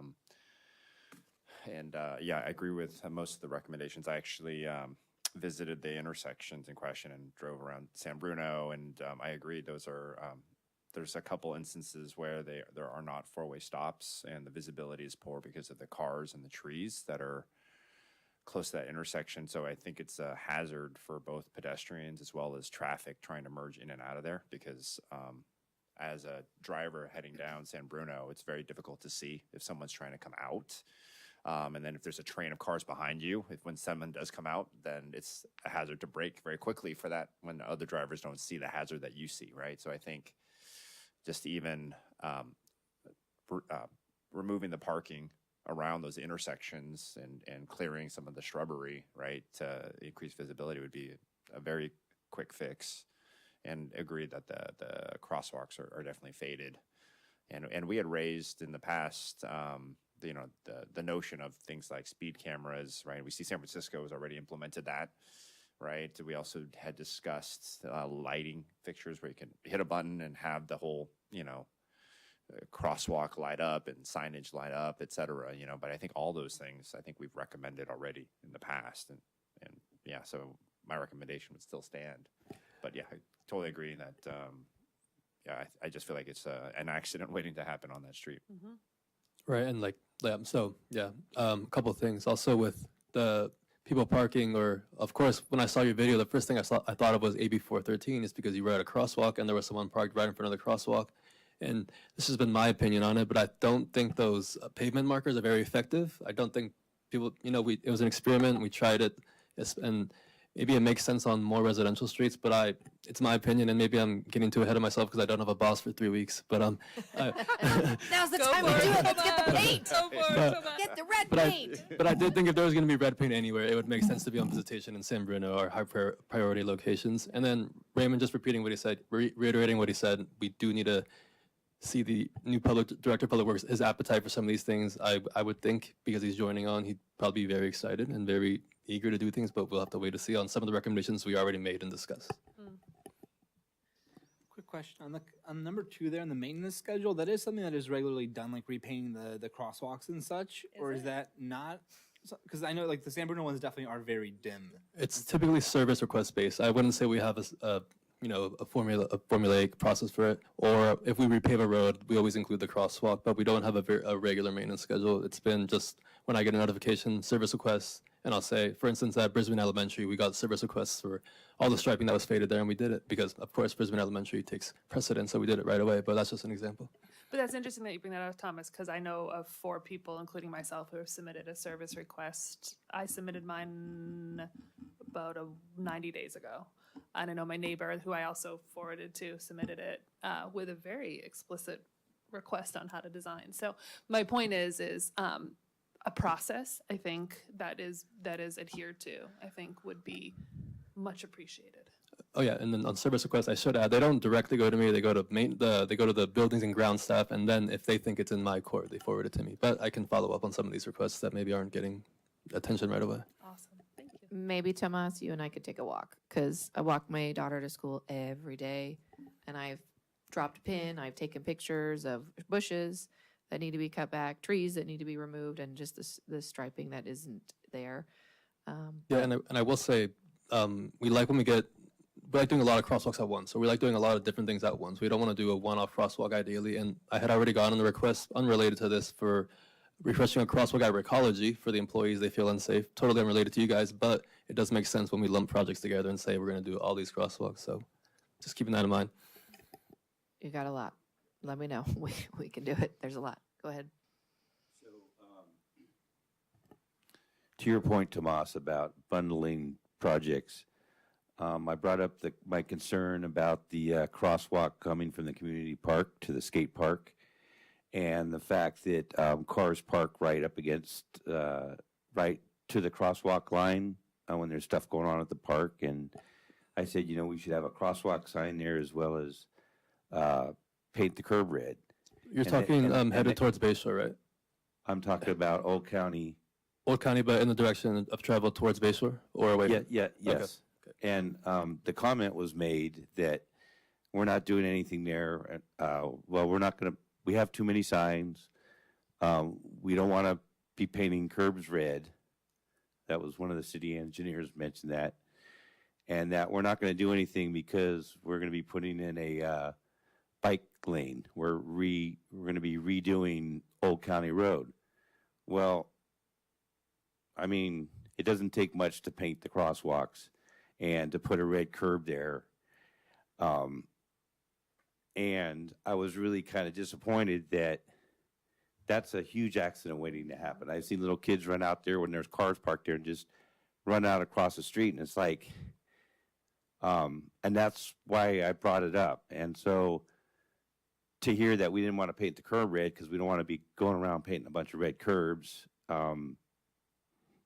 and that we're not going to do anything until this master plan for the bicycle thing is going to happen through there. I didn't understand that, and I was just curious about that. I will say regarding the red curb, and this was not my decision, we did sneak it into the slurry seal project that's happening tomorrow. It's not going to, the curb's not going to be painted tomorrow, but Randy did agree a couple months ago when we were developing the plans to paint a 40-foot red curb from that crosswalk in the, I guess would be south direction. So there will be not a red crosswalk, a red curb. So there will be a red curb there.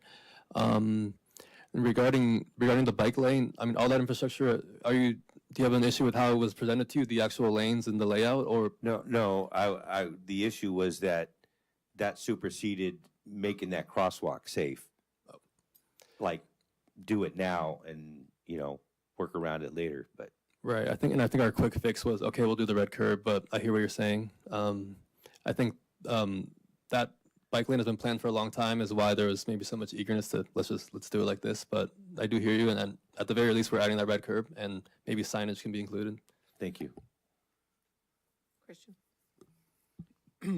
Yeah, so, San Bruno has always been a problematic street for all the reasons you stated. And this is definitely one of those things that you don't have a silver bullet to fix it. And I agree with all your 4 points here.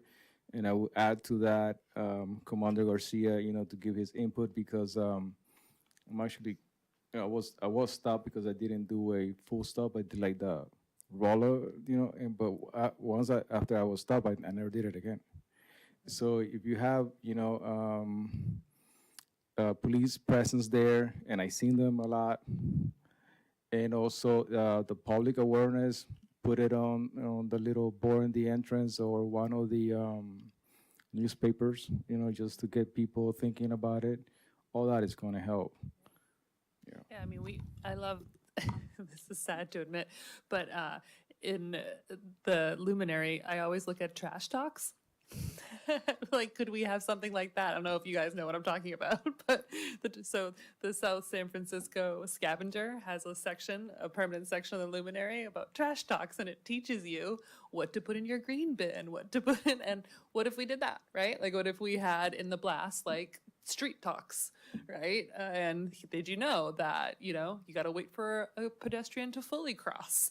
Did you know, actually, I had a conversation with another town person about this crosswalk idea, and in the discussion they said, well, cars have the right of way. And I was like, I don't know if that's right. So it just goes to an education, right? Cars have the right of way if someone's even standing in the crosswalk. When I told him, I took the video, and so I think the education, and one thing I really appreciate about this town is all the different forms of communication. Like, how can we make it fun? Mm-hmm. Yeah, and I think that does work well with, or any sort of outreach we want to do now. I think it works well with, this Halloween closure trial we're doing. It just kind of aligns with pedestrian safety, or kind of just being hyper aware, stuff like that. So. Totally.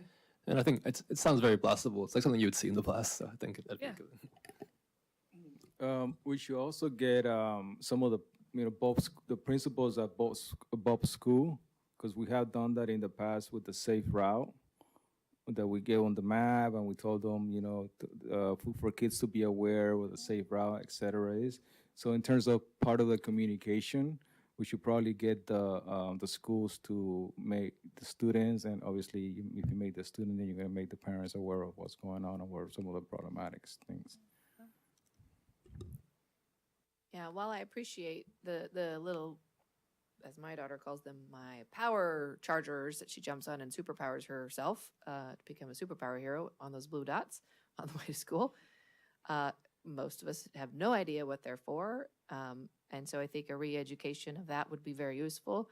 But even as we walk along that blue dotted way, I was coming home from school the other day, and a little electric BMW almost ran me over as I was stepping out on Klamath. And I was like, wow, just zipped right through, didn't even stop at the stop sign. And another lady was watching, and she was like, you okay? I was like, yeah, I missed that one.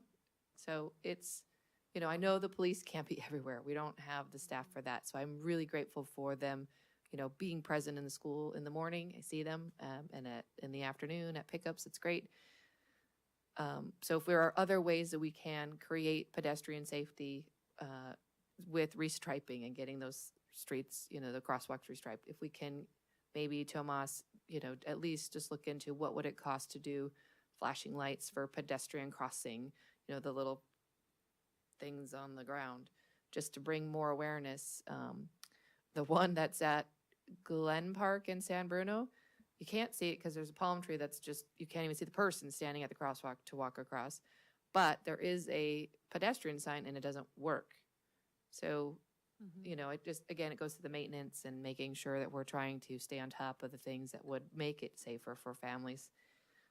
And then just talking to neighbors about their bushes. There's a person on San Bruno and Klamath, and they've got these beautiful boxwoods, but they're halfway into the sidewalk. You can't walk 2 by 2 up the sidewalk in that section. And so just having someone from the Public Works or whomever go out and say, hey, we need to cut that back. You can't be in the sidewalk, right? Or if someone's got a tree that's blocking, motorist visibility, that would be great if someone on the team can go out and have those conversations. But again, I want to be conscious of what the budget is, what the new public director is going to want to take on. But if we could get an idea of like, what's it going to cost to do striping? What's it going to cost to do the AB, 413 red painting on some of these intersections, just so people don't park there, right? Which will help the police force, because then they hopefully won't have to monitor it, because people won't park because it's literally painted red, right? Yeah, and I was quick to offer some of those kind of what I know as cheap solutions, like the restriping a crosswalk is not that much, and the red paint, these are very doable, these are very easy, so I do feel confident about those. It's just some of these maybe bigger ones that are, maybe require the director's input, or as far as from a fiscal perspective of what we can actually do. Yeah, and it'd be great if we could get an understanding. I don't know if we have to wait till he comes, but if we could get an understanding of like what is actually feasible. We made, I think, great recommendations for visitation back when we were tasked to do that. then, you know, nothing's really come of that yet. I know there was things that the council pushed back to the staff to find more information on.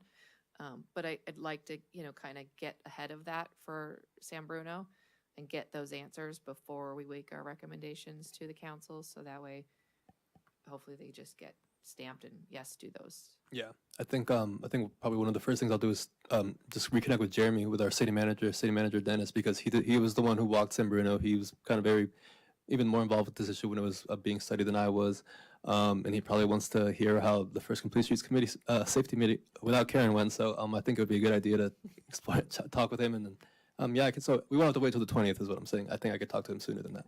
Okay. Christian? Yeah, I mean, you know, we are here for a reason, right? And we just want to, in a way, take care of the low-hanging fruit, right? Some of the stuff is just basic.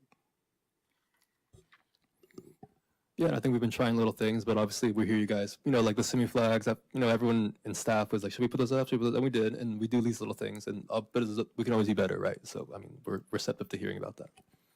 I have a question, just more of the process, Tomas. Like, would it be beneficial to have like a work stream around streets crossings within your department? And I don't work in the government space, I work in the private sector, but work streams are everywhere where I work.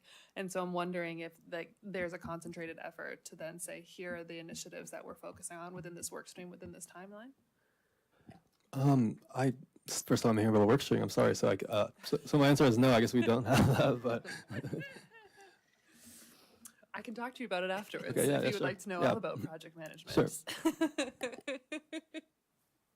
Tomas, can you also get back to us on like maybe launching a public outreach? I mean, I do read the trash talks. I think it'd be great if like we had some sort of something maybe from the police department, you know, just on public safety. You know, we joked at our work plan meeting that we were going to publicly shame people who were speeding and make them stand on the corner and wear a sign saying, I was speeding, I shouldn't have been speeding, kids cross here, right? Mario said we can't do that, it's against the law. So if there's another way we can educate in some way through the blast or the social media or whatever it might be, a way to just kind of, again, create more, hopefully, engagement with the community. yeah, I was asking Mario right now. I mean, the education's a great idea, but would it be public works education or enforcement education? So obviously, it'd be some combination of the two. I think to understand why we do the things we do in the street, and also how they're enforced and why they're enforced. Yeah, I think Caroline would be very happy to put something in the blast. Doesn't sound like the biggest ask. Yeah, and maybe here's what your ticket's going to cost you, and it'll go back to whatever it goes back to. Like, put that out there so people know maybe it's a big enough carrot and a stick. Anyone else? Just a side question to Commander Garcia. So if they put a camera over there and somebody does something illegal, can they be cited? No. California law says that we have to witness the infraction to cite that right now, yes. As you know, there are speed cameras that are being in a beta test between 5 major cities, which is under assembly bill. It is under a test. Depending on the results of those tests, then it will expand so that other people can get speed cameras. But right now, during the beta test, to be part of one of those cities, it would take a governor's signature to put Brisbane on there, that we have the statistics to do that. Not that it won't happen, but as soon as the beta test is done, or the beta is done, and they get the statistics back, then I can see that expanding if it comes back positive. Yes. Do you have like a time frame on that? Because I just think it's, you know, it's great to hear that these things have been considered, and I think in the absence of any communication from us or the city, I think it just would seem like, oh, it hasn't been contemplated, right? But if we have like, yeah, these are the guidelines, we thought about it, these are the guidelines, this is the soonest, if the pilot is successful, that we could potentially implement it, you know, then at least people know that it's been heard, it's in the hopper, and then when to come back. And Correct. I think a lot of cities are monitoring that study right now and to see what the results are. And I think that if it does come out positive that we can issue citations without us being there, those are force multipliers. And we're always looking for force multipliers that actually have a hammer to them. Yeah, so I'm asking, like, do you have any specifics on, like, what time? Is this like 2 years from now, 5 years from now? It's 5 years from now, I know that. Yeah, It it's just 5 years. launched, so it's 5 years. Okay, Yeah. and then how, is there a way that we can, I don't know, communicate this? Because I think there's a lot of folks that come up and say, hey, why haven't you thought of this and that? and Absolutely. da-da-da, right? So I think how I've can we heard the speed cameras brought up a couple times. We can do an educational piece on that and how that is being tested now and being enacted so that people understand that, yes, we hear you. We would love to put speed cameras everywhere because then it would relieve us of being everywhere all the time. Yep. But there are certain restrictions through state that we have to wait. So we can definitely do a piece on that, yes. Yeah, okay. Question. I know San Francisco's in the beta testing. Was Daly City in the beta? No, it How was, did they do Geneva then? so Geneva that's still San Francisco. That part of San. Oh, it is? It is, yes. Oh, I So thought it's- that that's- was Southern Hills, so Daly No, City. by Prague over there in that By the area. park? Yeah, that's still San Francisco. Oh, Yes. shoot. And that's 'Cause why they- there's one southbound coming off the freeway when you exit, like if you're passing where Leland is, there's Okay. one there too. Oh. That's still San Francisco. Oh, so we should just merge with San Francisco then. Yeah. and all of these speed cameras, there is a website where you can see where they're at. It's public. It tells people that's where the cameras are at. So yes. Sounds like an article for Street Talks. Yeah. Say. Street Can you talks, there you issue go. a Street warning? They did for have 3 they are months, and then yeah, they they're past the started- warning period. Yeah. So now they're getting citations. And you're 1 mile over, you're getting a ticket. Yeah. I mean, we've got people that live in, we call that Southern Hills, and they go to school at BES or they come to BES. And so we've had a lot of chats with some parents about, slow down, you can only go 30 on that stretch of Geneva. Right. For like Carter to, what is it, Prague or something like Yes. that? And you're right. And that So- goes both ways, it goes east both and westbound. directions. Yeah. Exactly. Which takes me to one of my questions on the Baylands, like how are we gonna have a Bay Area rapid transit bus to go there where you can only go 30 and it's not wide enough for a bus lane? That So, would be out of my They're not scope, here now, yes. but. Okay, anyone else for safe crossings for now? We'll probably table this till next month and then Tomas will get back to us on visitation and what we're gonna do on that. Yeah, so what I'm kind of just quick summary for me, I think red curbs, refreshing crosswalks, very doable, not a crazy ask. Some of these bigger infrastructure things, I do want to, I mean, even just talking with Randy's still around for like 2 more days technically, so I can talk with Randy. But I do want to check some things on visitation, what's going to progress there, and also check with Jeremy and everyone else who did the outreach there with businesses, and just kind of refresh myself as well because it has been on pause for a while. Education again seems very doable, and then yeah, I'll probably speak with Jeremy way before the 20th and see if I can maybe, I don't know, give you guys some insight to what the next meeting might be like before the week before the next meeting. Thank you, Tomas. Okay, I think any other staff comments, staff updates is the next item on the agenda. Yeah, we got a few. Just a lot of projects that are finally starting. The slurry seal of Old County and Guadalupe Canyon Parkway that we've been talking about for quite a while, supposed to start early September. Contractor rescheduled, then he said, oh, it might rain, then he rescheduled again. But he's going to be there tomorrow and Friday. So he's going to be doing the slurry seal tomorrow and the striping next week, so all the traffic markings. The Alvarado San Benito walkway, the concrete steps have been poured. I would advise you to go check it out from the Alvarado end. You want to just kind of see how the project has progressed. I think the estimate for the project is about a month out of completion. So I think we had initially wanted to be done in October, but there was a lot of coordination with the artists. There was some I don't want to get too into it, but there was a big tree we had to remove. There was roots. There was concerns about the foundation, but so I think we're about a month out. What else do I have here?